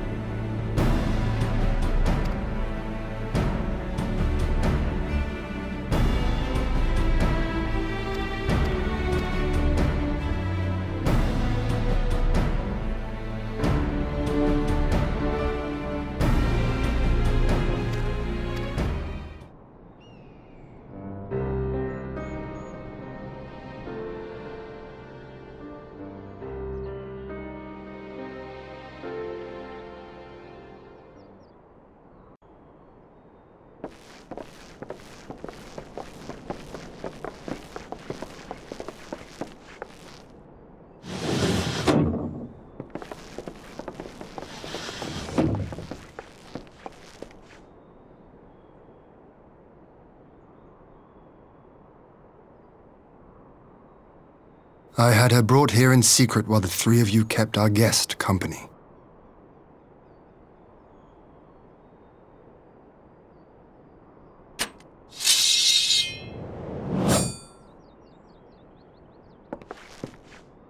The world has not been kind to you, it is true. But that does not excuse your sins. You should be at the bottom of the river. Yet here you are, the living, breathing proof of my failure. A failure for which I would now make amends.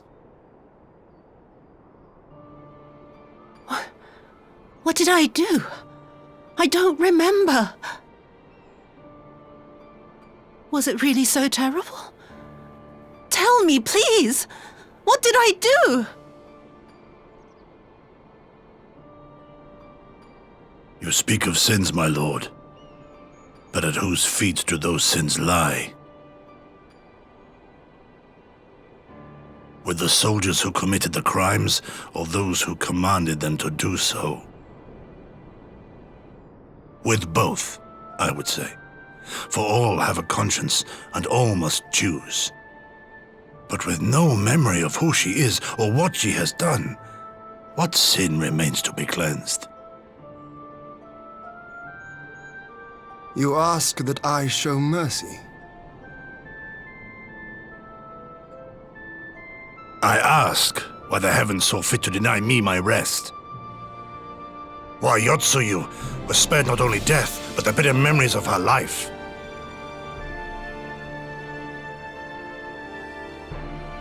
You truly think it the will of the Kami?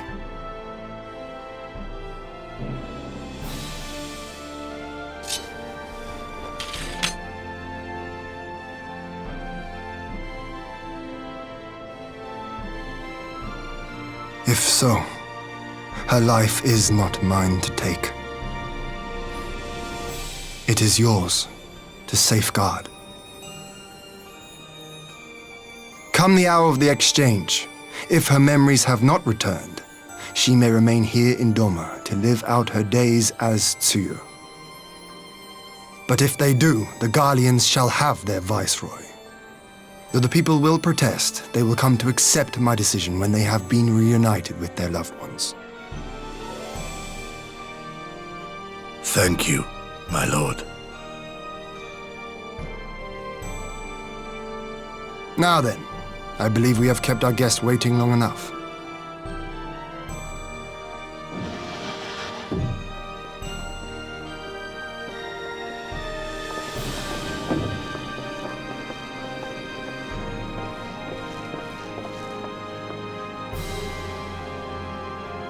Did Gosetsu not seem strange to you?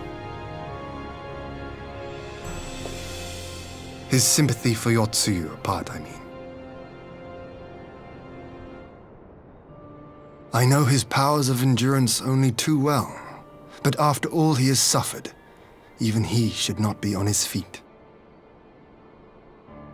He puts on a brave face for our sakes, but it would not surprise me if he lacked the strength to raise his blade.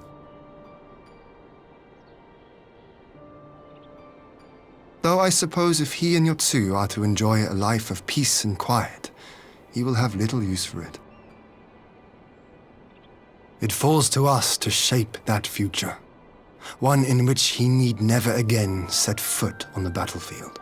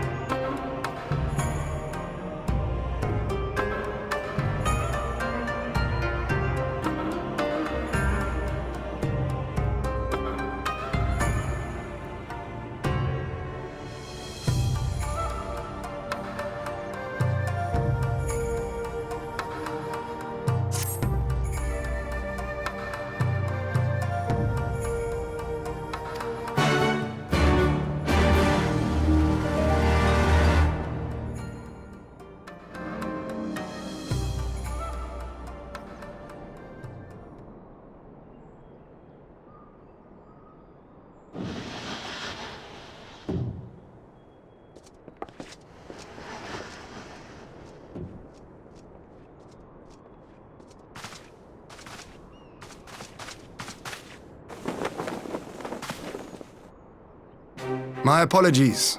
Our deliberations took longer than expected. Think nothing of it.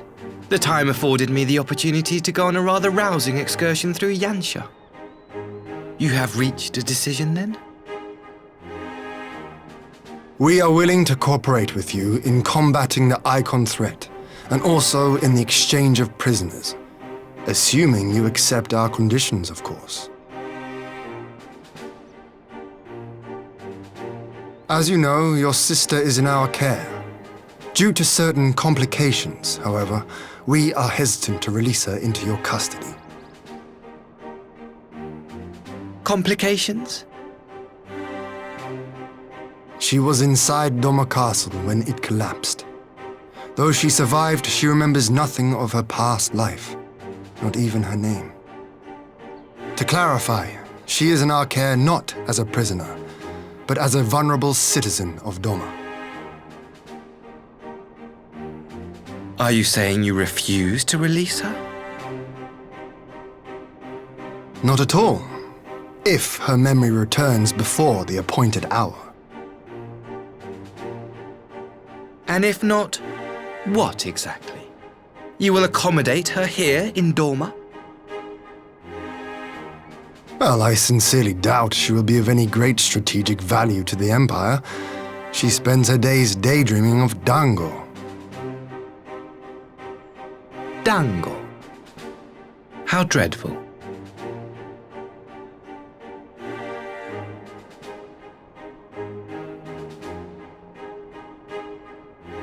Very well. In light of our recent misstep in Sakazuki, it seems only fair that I show you the same understanding you have shown us. Though I do have one small request. Regardless of Yotsuyu's value to the Empire, she is yet my sister.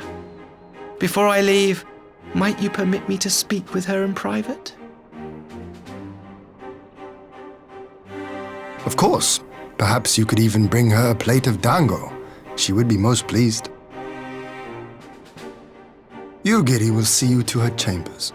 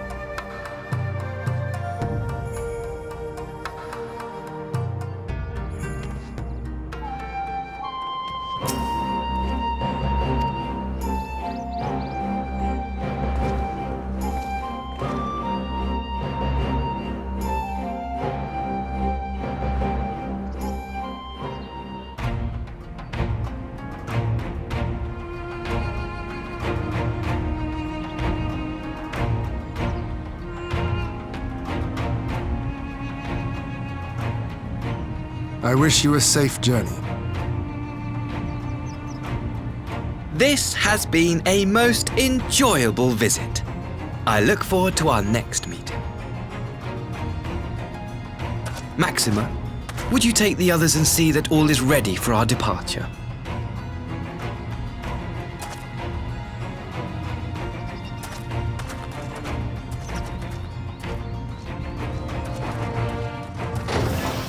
I simply cannot leave without first giving thanks to the Warrior of Light for accompanying me through Yansha.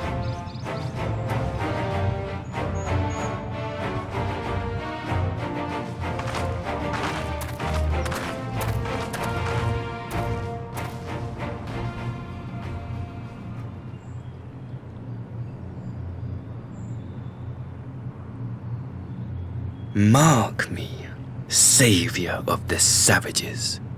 There will be a reckoning.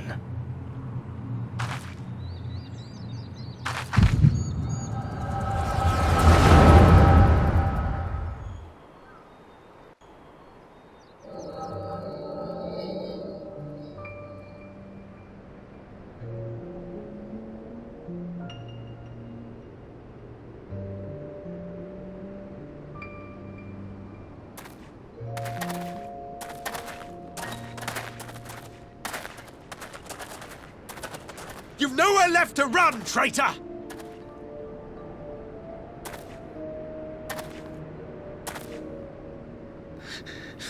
Ignorant savages! Killing us will avail you naught. For every Imperial you cut down, 1,000 more will come. Abandon this foolish endeavor and surrender. You may yet serve our righteous cause.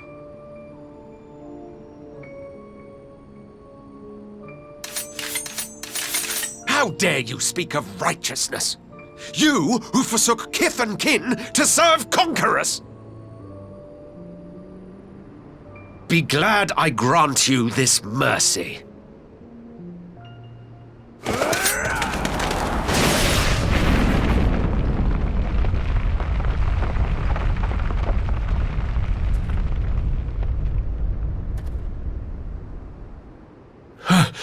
What in the...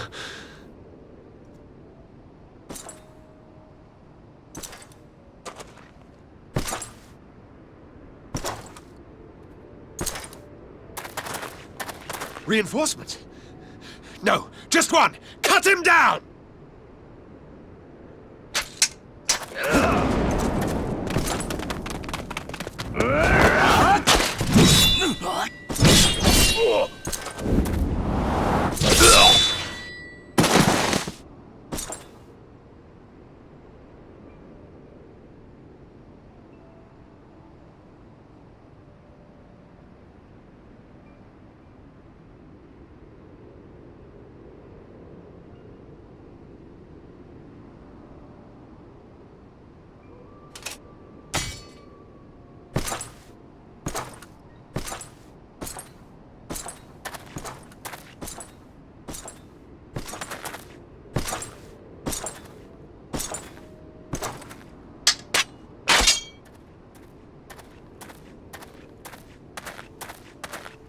Thank you. Thank you, sir.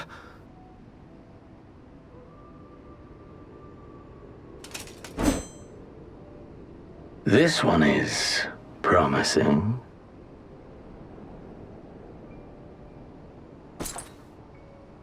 Who remains to offer us resistance? A host of rebels led by Lord Cayenne hold the enclave across the river. Lord Cayenne? The king of the former king of Dorma, sir. They say he is one of the greatest swordsmen alive.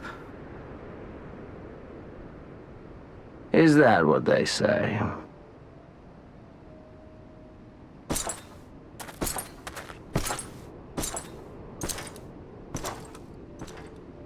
Who was that? Surely you jest. That was Xenos Galvus, legatus of the 12th, the Crown Bloody Prince. I heard he was strong, but that was frightening.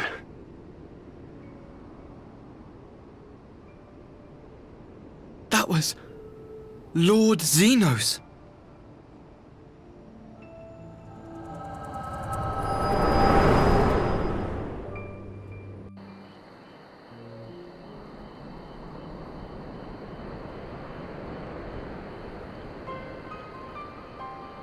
Everything you are, your power, even your face, it vexes me.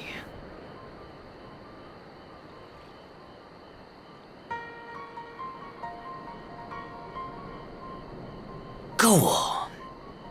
Lash out like the beast you are at an emissary and jeopardize the newfound peace between Dorma and the Empire.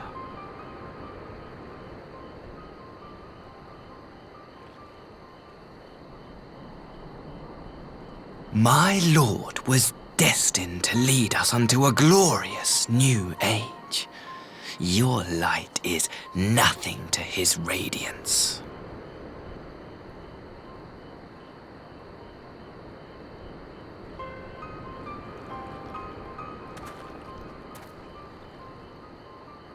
I will cherish this moment, lock it away within my heart, until the day we meet again.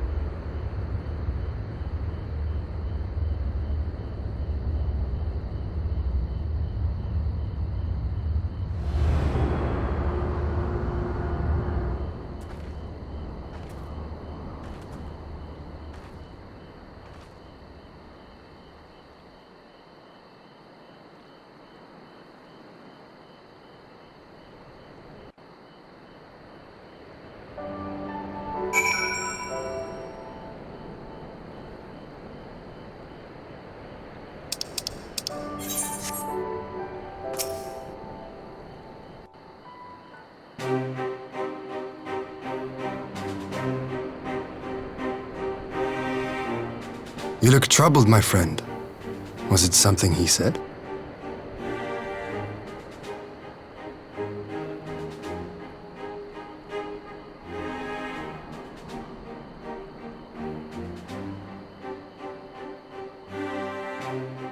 Of all the memories to witness. I had my doubts about him, but I would never have guessed he was a disciple of Xenos. My lord. Calm yourself, Yugiri. I set no store by him or his enlightened brethren. But if by treating with them there is even the faintest hope, we might secure the return of our conscripted brothers and sisters, I must play this game. After the way I risked their lives in the rebellion, I owe them that much. My lord, you bear no blame for their fate. If not blame, then responsibility. They were prisoners, and still I chose to fight, knowing they could be executed in retaliation. But now we have a chance to bring them home.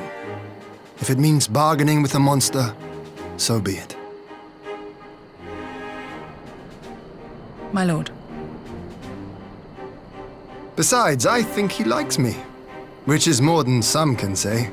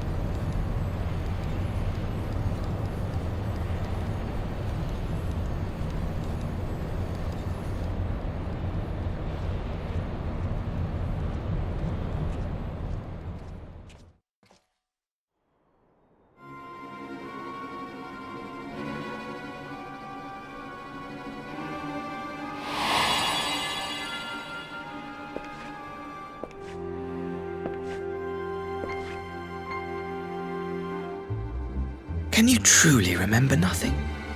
Nothing at all? Were we friends? Yes! We were good friends, you and I.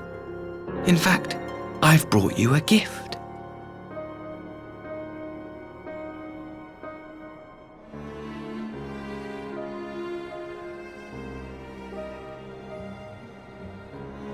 I pray that one day soon, as you gaze into that mirror, you will remember the woman staring back at you.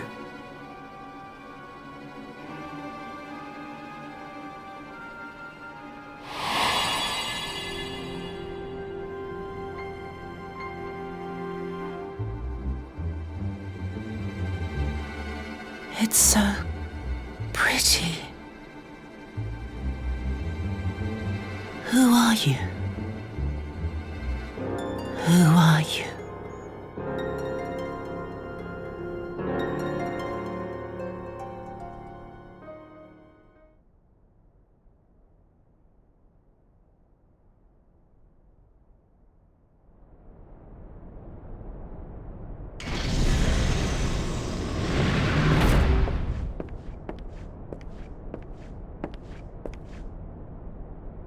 How are you feeling, my lord? Fine, now leave me.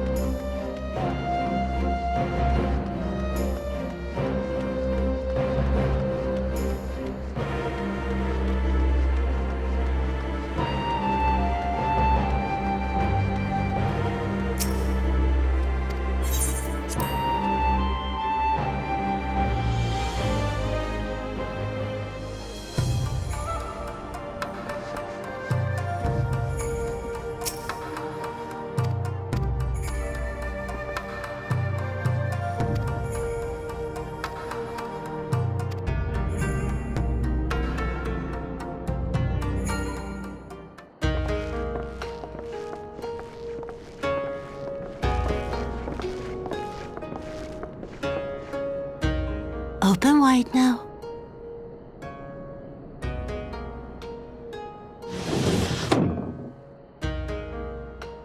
Pleased to you. I'm not so frail that I cannot feed myself. I grow weary of the taste of gruel. You don't like it? Can I fetch you something else? Aye, wine. Or if that is not wholesome enough, I don't know. A sweet persimmon from Namai. I enjoyed them in my youth. A persimmon? Nay, pay me no mind. I am full. Besides, we have guests.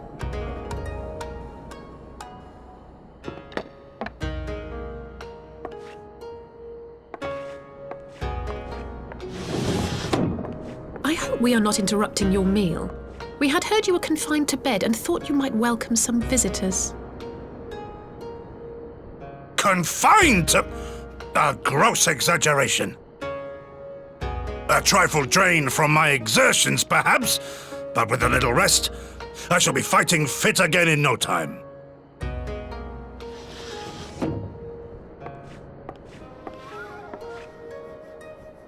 Take off your clothes. Gosetsu! Is this how you've been spending your time? My lady, I assure you this is not.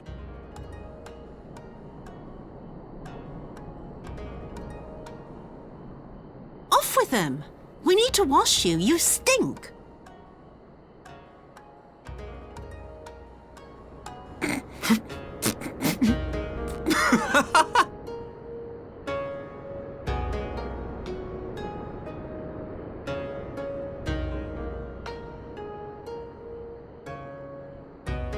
What are all these scars? There are so many of them.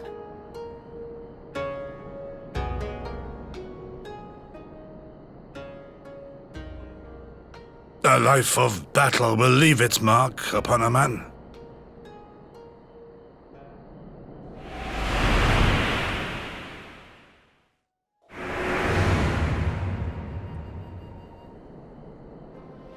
Is something wrong, Tsuyu? It's nothing. I'm fine.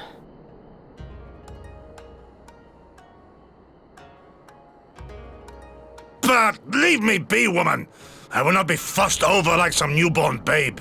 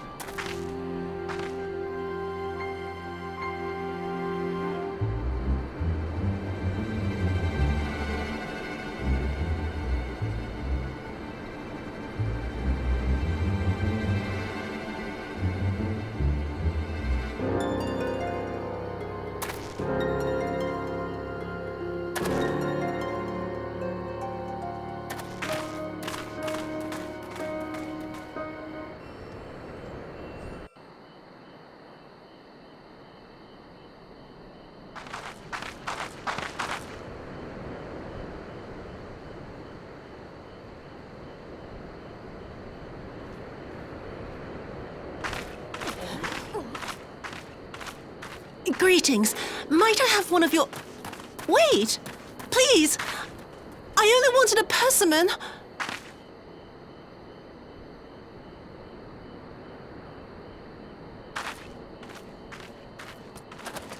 Please save us! Her spirit has returned! She's back from the dead to seek her revenge!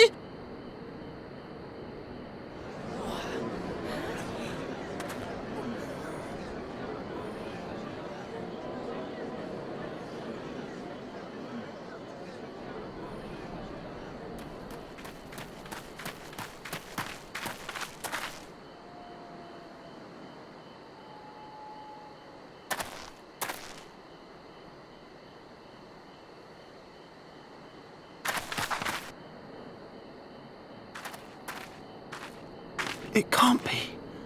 She couldn't have survived.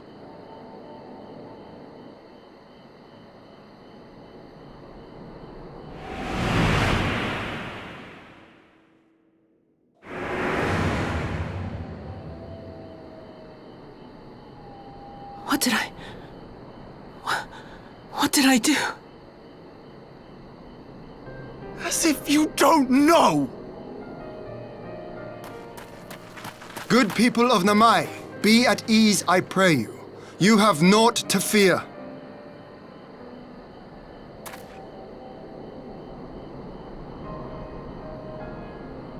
My lord, forgive me, but what is that monster doing here? They told us she was dead! I too was surprised to learn of her survival. More even than you, I would hazard.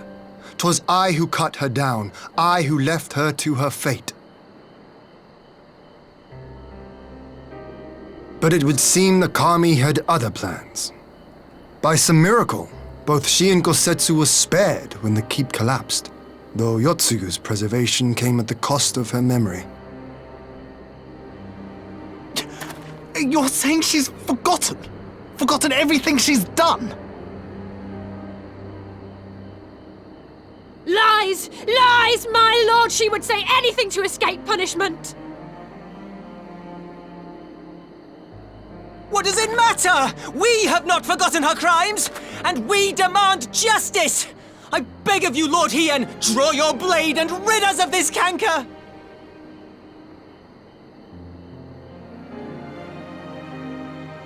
What I saw then, it's all true. I'm sorry! I'm so sorry.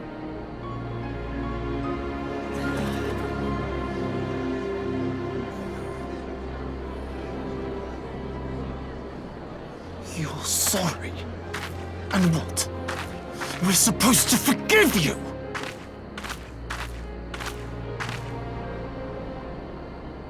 Here, there's no need to cry.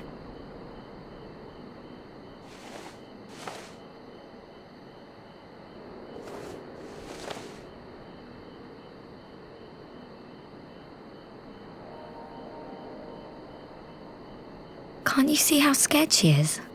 How can you be scared of her? She's not the same.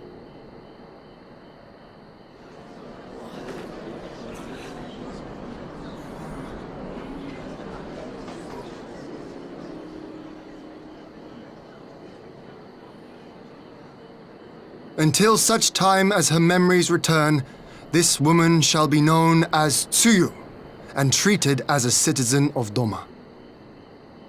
I will, however, see that she is watched at all times. Rest assured that there will be no more unannounced visits to the village. As your lord, I ask that you leave her fate in my hands and suffer her to live, for now.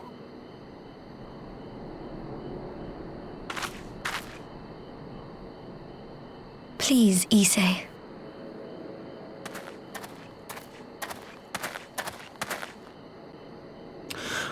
All right.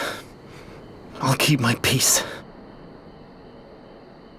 As long as you're happy, that's all that matters.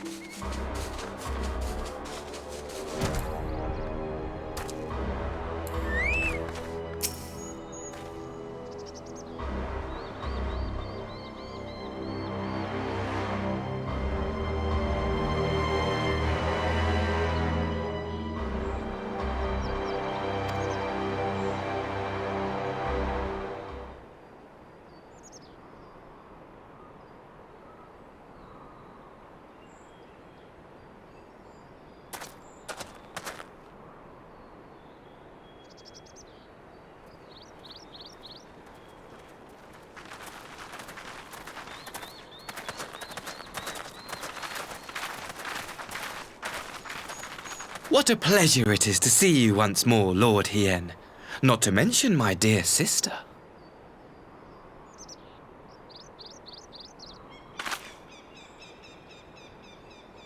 A pleasure to see you too, Ambassador. Forgive us our late arrival. You have our people aboard the airship?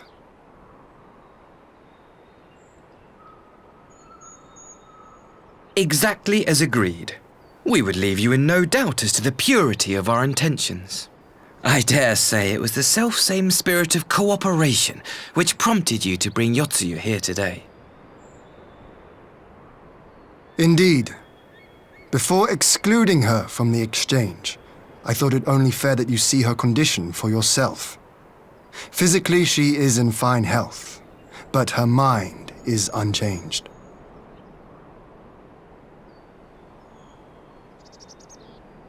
So I see. But all need not necessarily be lost. In anticipation of this tragic turn of events, I took the liberty of inviting some special guests.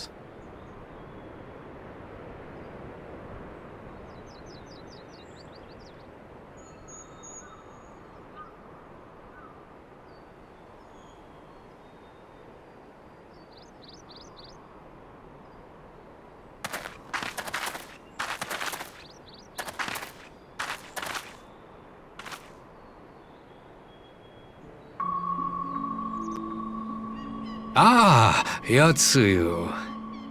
You look well.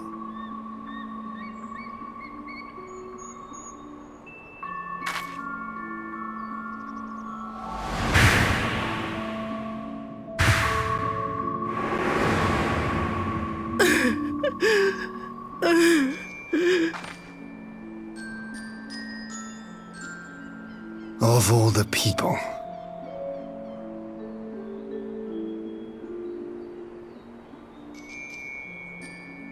Is something wrong, dear sister? These are our beloved parents. Does not the sight of them bring back sweet childhood memories?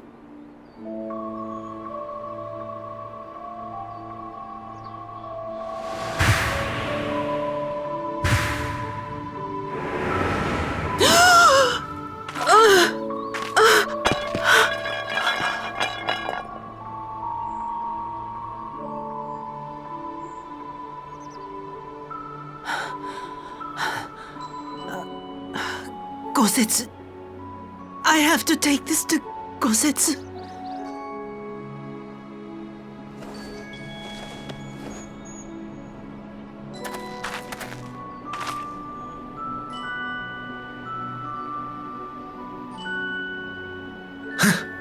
It would seem my little surprise was not sufficient.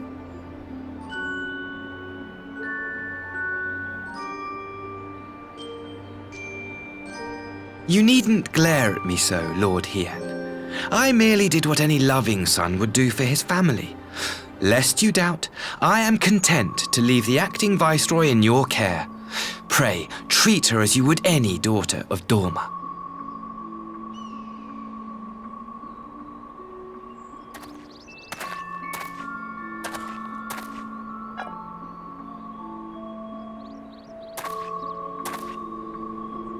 Do not grow too fond of this place, dear sister.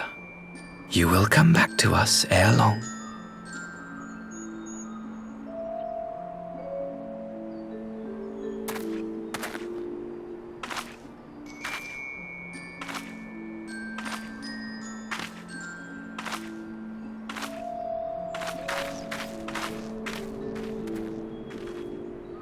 We continue with the exchange as planned, then. Very good. The structure across the river should serve our needs. We shall await you there with the conscripts. If you would bring your captives. Agreed. Until then, Ambassador.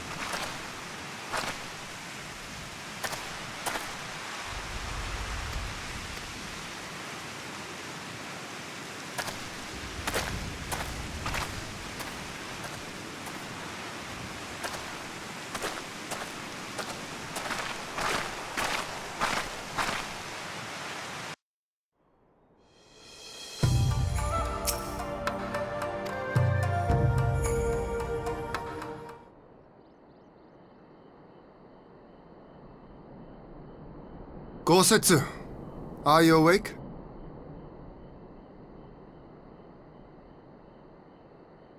My lord, come in, come in.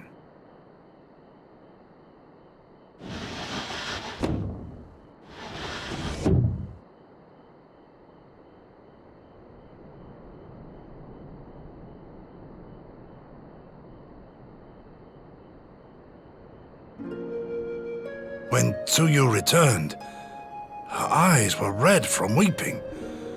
She spoke not a word, simply sat and peeled some fruit she'd brought for me. She then claimed weariness and retired to her chamber. Tell me, what happened to upset her so? The ambassador arranged a surprise reunion with her foster parents. A misguided attempt to restore Yotsuyu to her senses.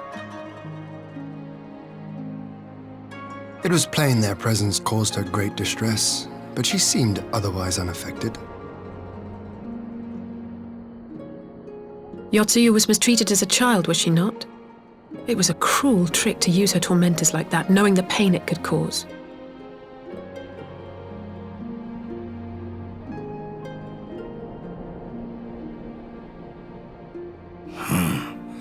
I like this Asahi less and less. Be that as it may, he has agreed to allow Yotsuyu to remain with us in Doma.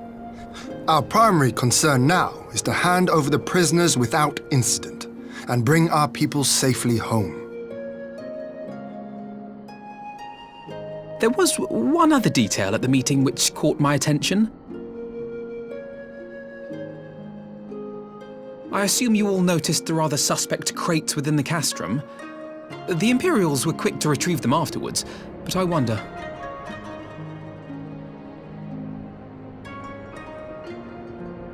Out with it, brother. You fear they might contain bombs or war machines? If the ambassador wanted me dead, he has had ample opportunity. No, assassination is not his intent, but we should be on our guard for other acts of treachery.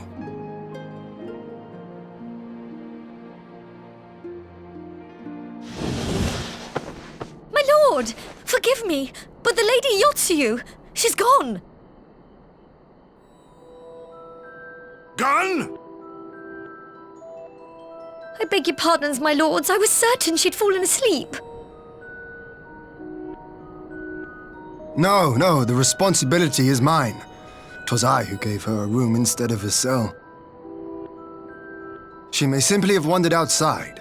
We will organize search parties. Might I call upon your assistance?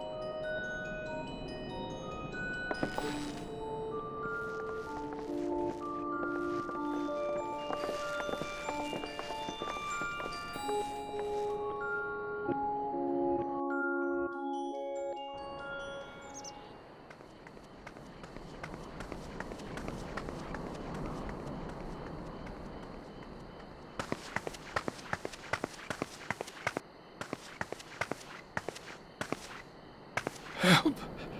Help!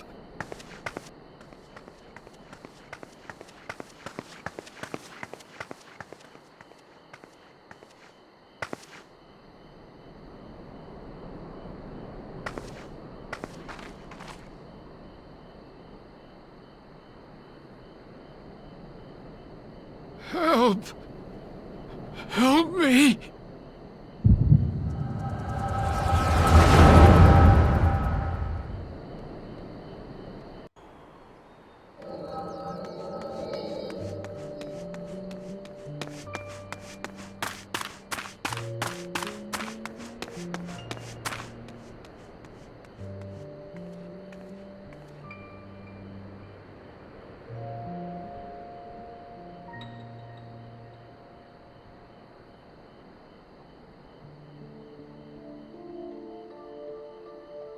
If only I hadn't remembered.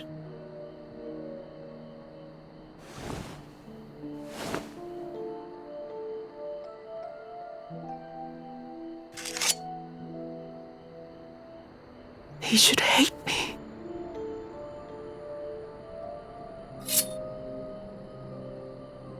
But I will not suffer his kindness.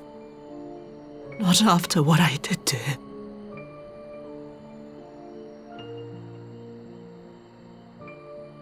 Who's there?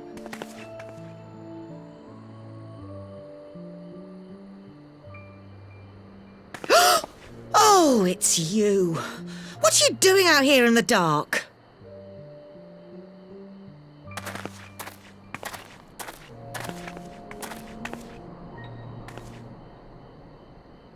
This is the Enclave, is it? When the soldiers dragged us back to Doma, you were the last person I expected to see. You're the bane of our existence, Yotsuyu! A font of misery! You couldn't even do us the simple courtesy of dying, could you? Oh, no. You had to live and taint us with the shame of your failure. We had a perfect life in the capital, and now they're making us wallow in this muddy ruin like common swine. I don't deserve this.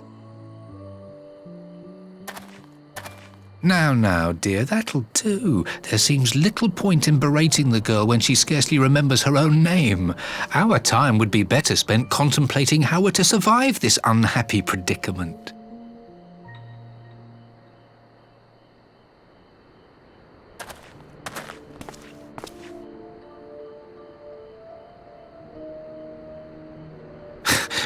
You've kept your looks at least. I suspect you'd fetch a handsome price with the right buyer. Maybe enough to get us to Kugane and start a new business.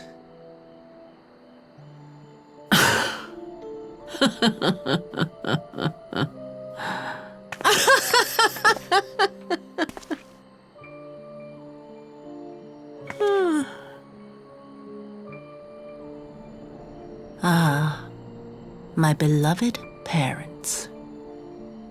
No sooner do I wake from gentle slumber than the world returns in all its cruelty. Yes, this is how it always was. How it was meant to be.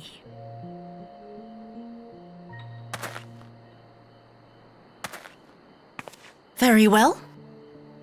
If I cannot escape my nature, then I shall embrace it.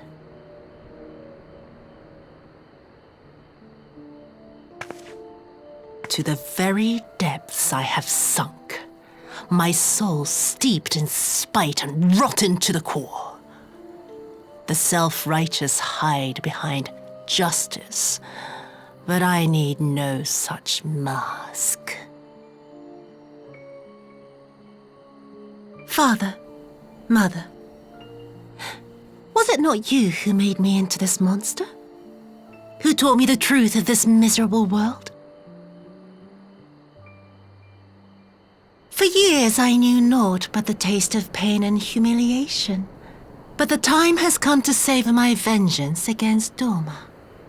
Against all my enemies. And it begins with you! Yotsuyu! What?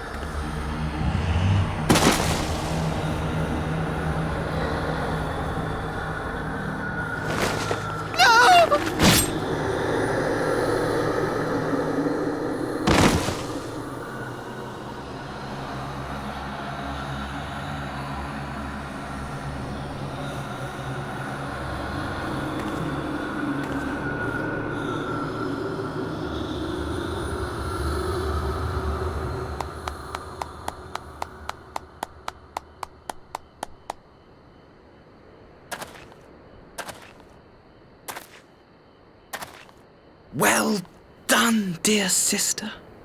Did I not say you would come back to us? Brother dearest, what a surprise.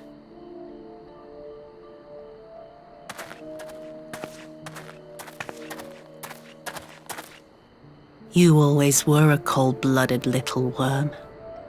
I doubt you thought twice about sending our parents to their deaths. Your dagger yet drips with their blood, and you presume to judge me? To be frank, I didn't think you had the strength to slay them so cleanly. A single thrust each. I'm impressed. But surely you can't be satisfied with murdering a pair of doddering elders.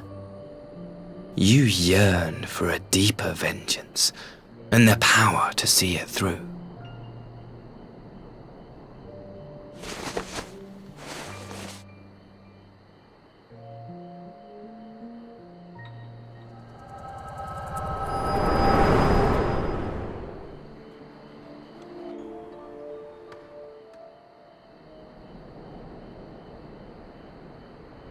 Please.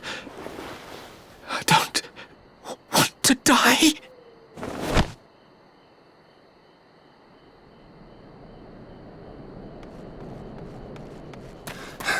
Any sign of her? What happened here?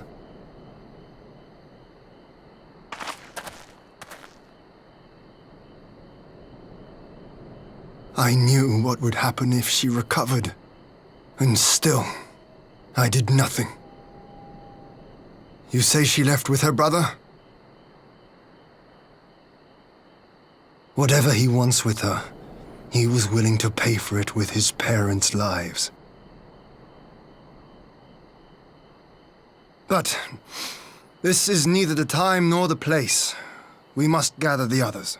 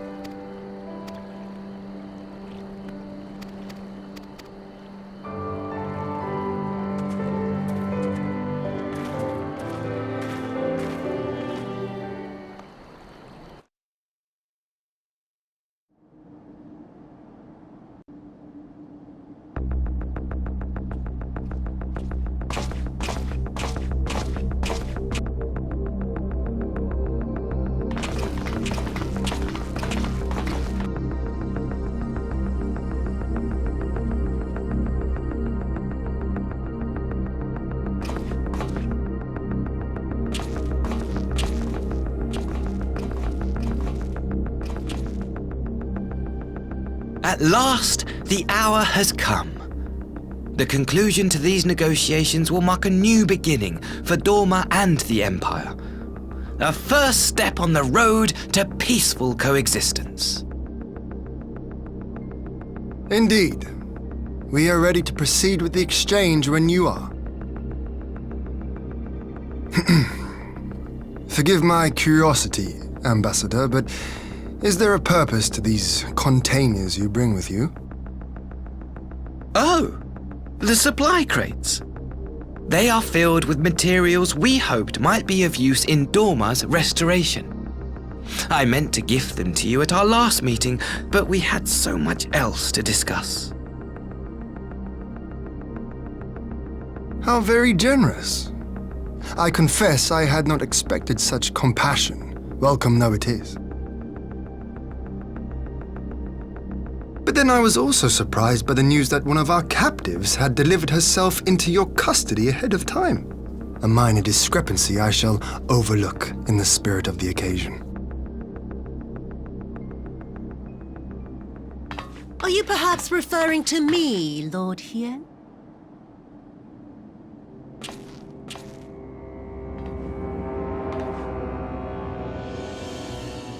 Yotsuyu. Orphan of the Nairi, widow of Sashihai, and acting Viceroy of Dorma. You and your people are mine to govern, mine to punish!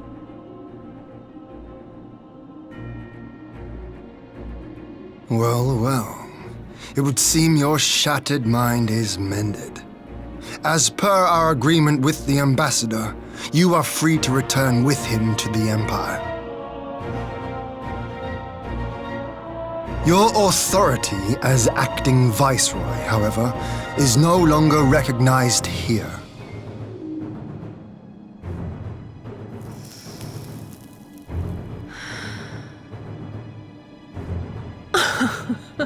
My position is not for you to decide, little lordling. All who resist the rule of the Empire must be purged. Such was the order given to me by Lord Xenos himself.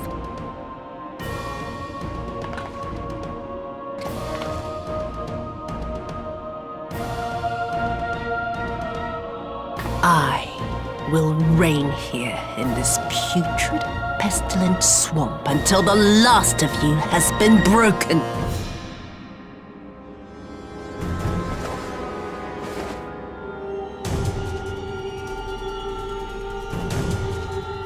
This land shall know no dawn. I will spew forth darkness and drown all in eternal night. And high above you I shall shine, uncaring, cold and distant as the moon!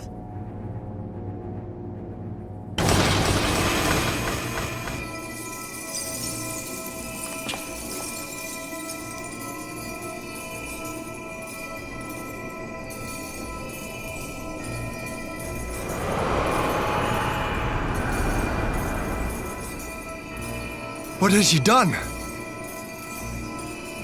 Oh gods, this is a summoning!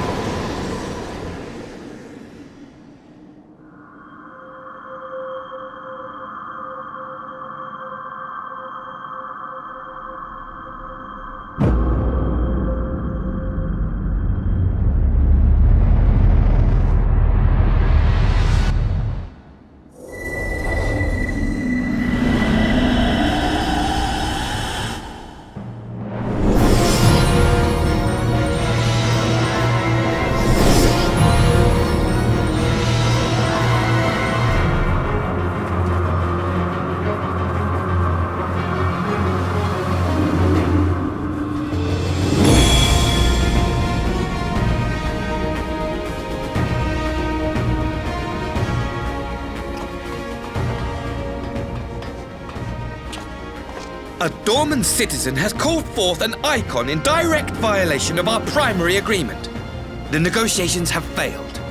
Abandon the captives and make preparations to withdraw. But Ambassador! Disobey me, Pilus, and you disobey the Emperor. Make preparations to withdraw!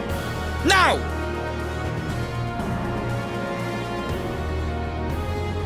As you command.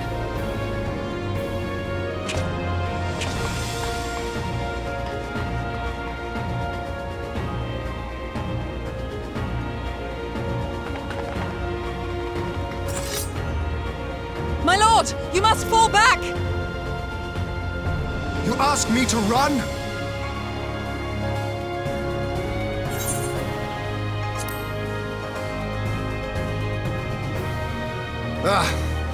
Against such a foe, I would be more hindrance than help. The field is yours.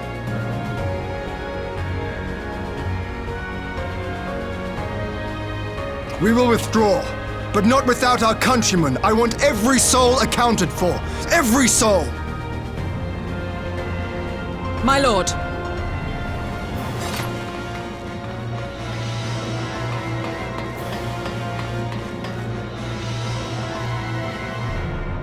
I knew you would not flee. I see now the strength which flows from that baleful light of yours.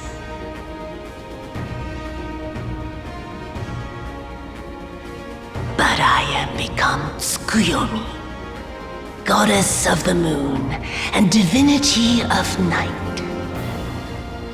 What power can compare to such celestial majesty? I shall plunge all I despise into darkness. And within that black abyss, even your light shall flicker and fail. Come, let us cast the stalks and look upon the fate of Dorma. I see a future in which the sun sets on this wretched land. Once and for all!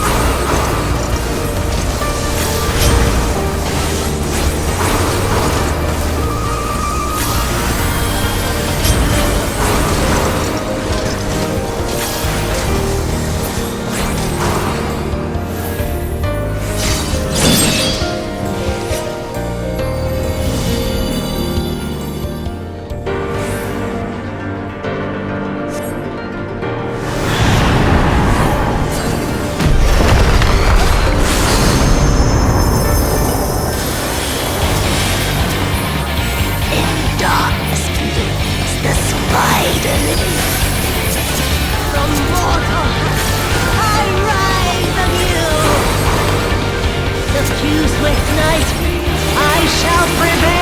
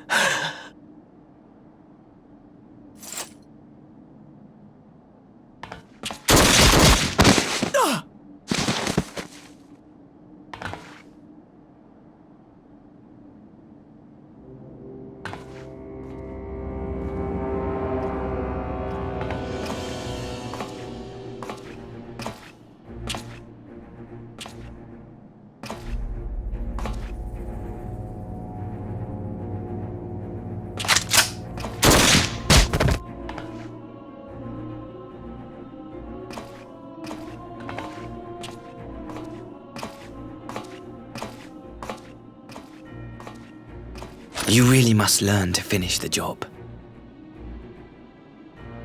'Tis true that a gaudy mirror and a handful of crystals make for a feeble summoning. But even the weakest icon is a god of sorts. A threat that must be put down.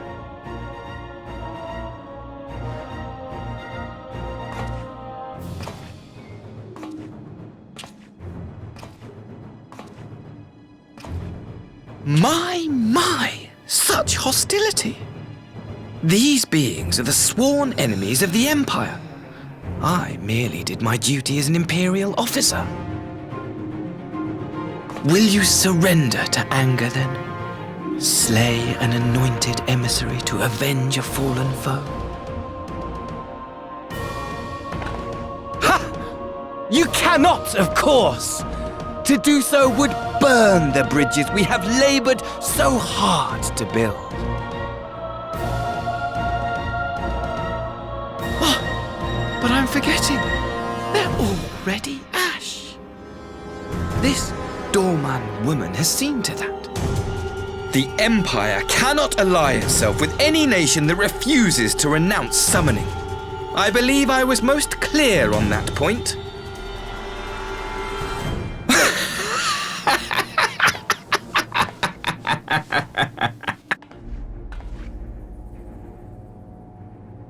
It should have been mine. The power he bestowed upon her. I should have been the one to govern Dorma. I would have repaid his faith. No one alive loves him more than I! Instead, this harlot betrayed his trust. Useless piece of filth! Worthless whore!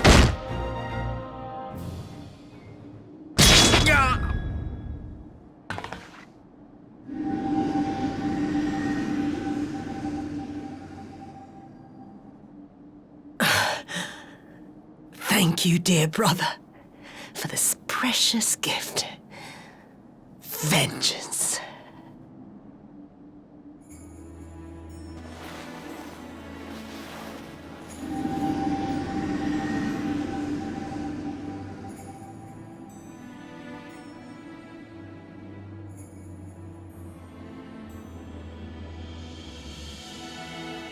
These people, our people, they ignore the corruption which festers beneath the surface.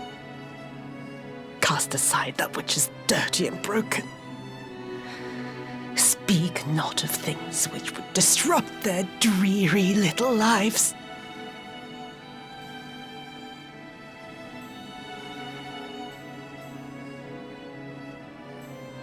Like you, Asahi.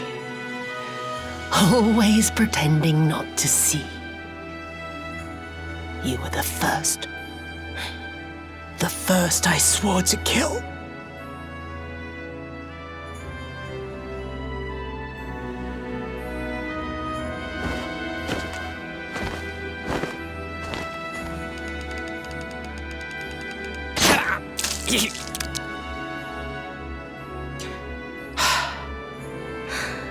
Such bliss. I had thought my hunger insatiable. But now I am satisfied.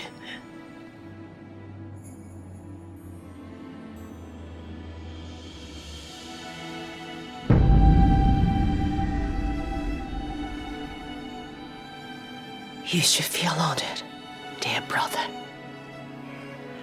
I saved the last of my strength, just for you.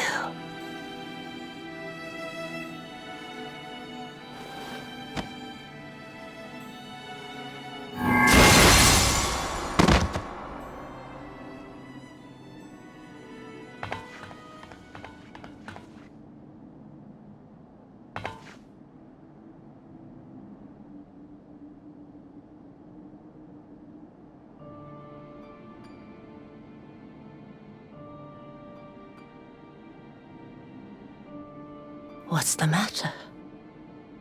The Witch of Doma will soon be dead.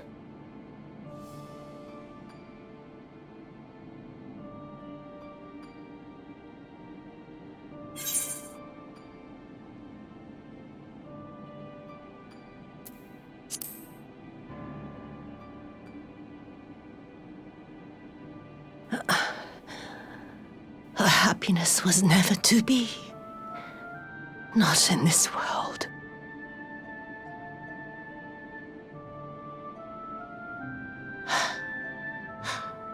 I wonder, was the fruit as sweet as he remembered?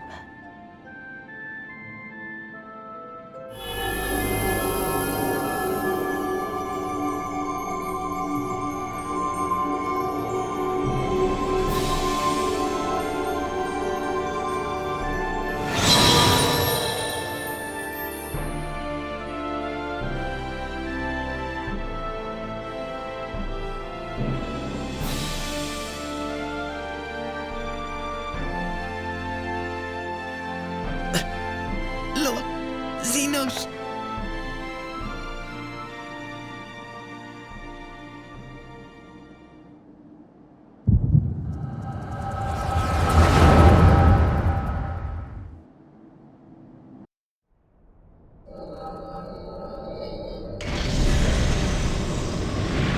Lord Xenos.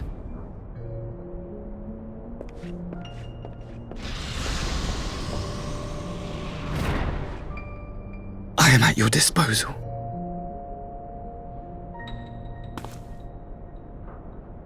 Asai, you were born of Doma, yes? Yes, my lord. I am honored that you would remember me. How may I serve? You are hereby appointed Ambassador Plenipotentiary and empowered to speak with the voice of the Emperor. Return to your native land of Doma and announce your intention to sue for peace. For peace? Once negotiations are underway, you are to locate the acting Viceroy. She lives? That is to say, I will, my lord.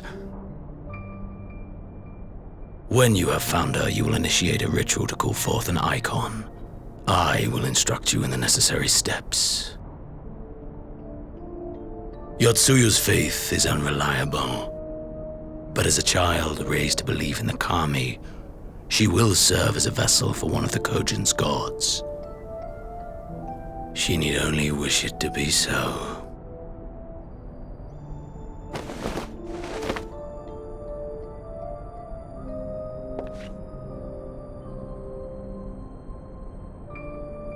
The power will seem a gift, but the icon's essence will consume her. She will be no more than a husk, a slave to whim and desire.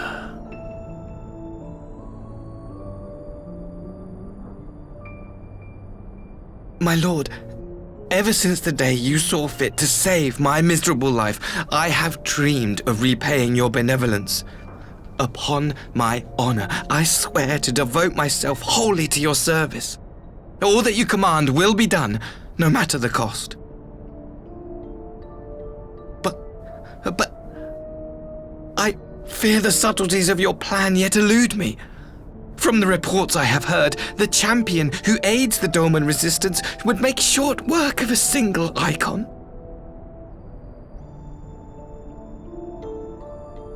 The icon is merely a message.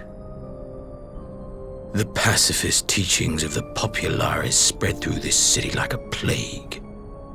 And I would remind the people of the threat we face. You will be my chosen agent. The hand which tolls the warning bell. The salvation of this world will not be won through the signing of treaties. Your chosen agent. I will not fail you, my lord.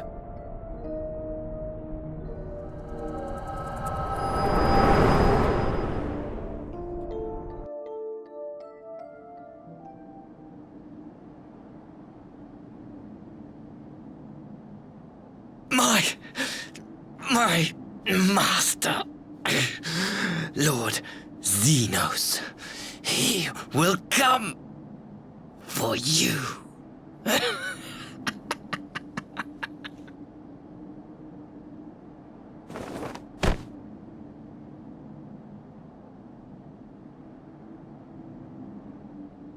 You have prevailed, I see.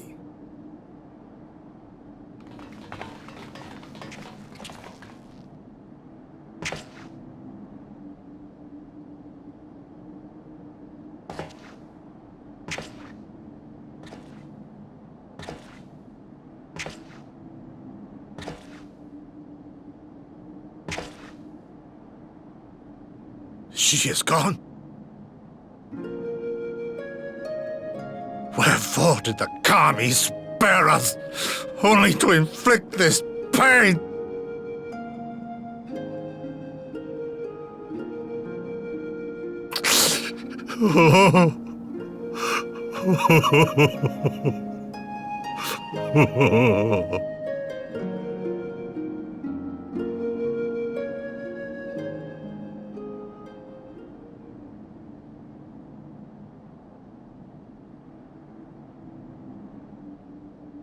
Death shall not want for company this day. You spared us a worse disaster, but I fear our fledgling peace with the Empire was beyond saving. Lord Hien!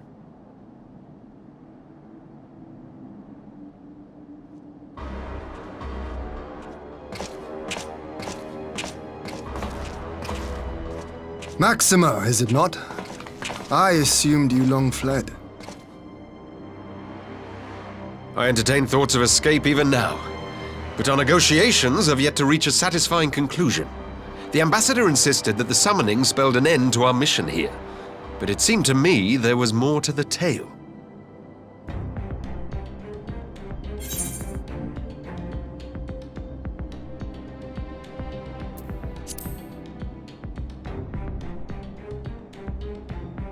I have heard tell of this power you wield. And in your vision, you witnessed Lord Xenos giving these orders. How can that be? Xenos is dead. He took his own life after the battle in Alamigo. I saw his body with my own eyes. Forgive me, but Lord Xenos is very much alive. He granted our party an audience prior to our departure. That he was gravely wounded is certain, but his recovery appeared to be proceeding apace. I'm afraid I share Lord Hien's confusion. The man's death was confirmed and his remains interred. These are matters of public record.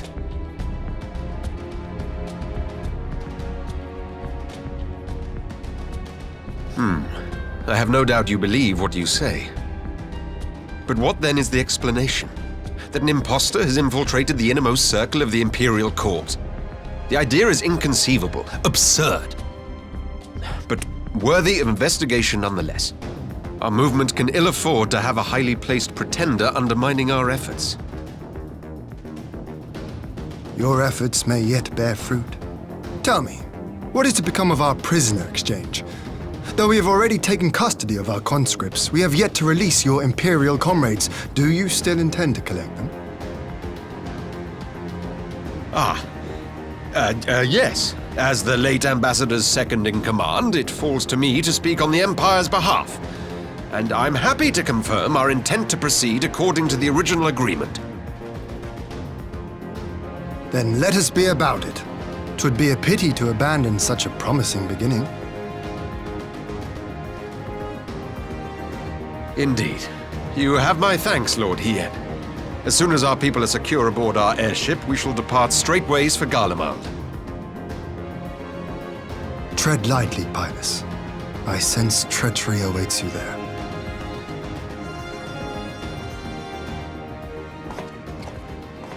Might I accompany you to the capital? Alphino, have you gone mad? Impostor or no, if Xenos was instructing Asahi on the finer points of ritual summoning, then experience tells us there is an Ascian waiting in the wings.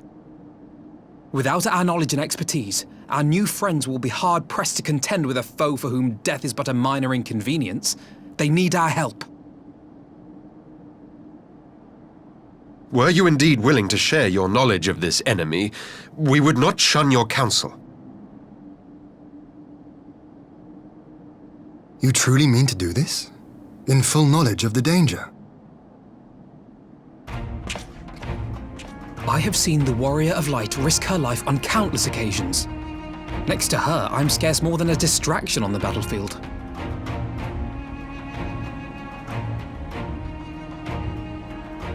But in the meeting room or the audience chamber, there I can make a difference. I can strike bargains, forge ties, and change minds. And where better to do these things than in the home of our old enemy?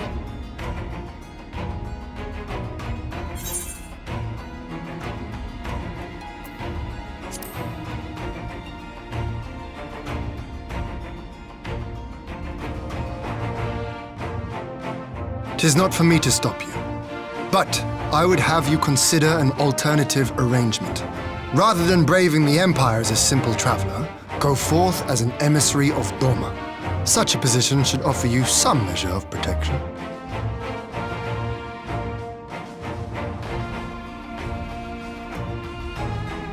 Go then. You've obviously made up your mind. Just try not to do anything reckless, all right? I shall be on my best behavior. Farewell, my friends.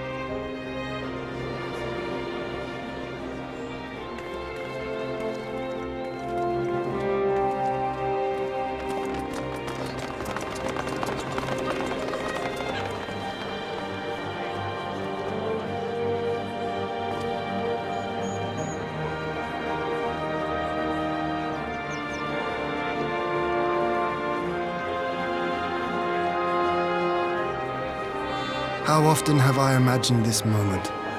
Thank you for helping it come to pass.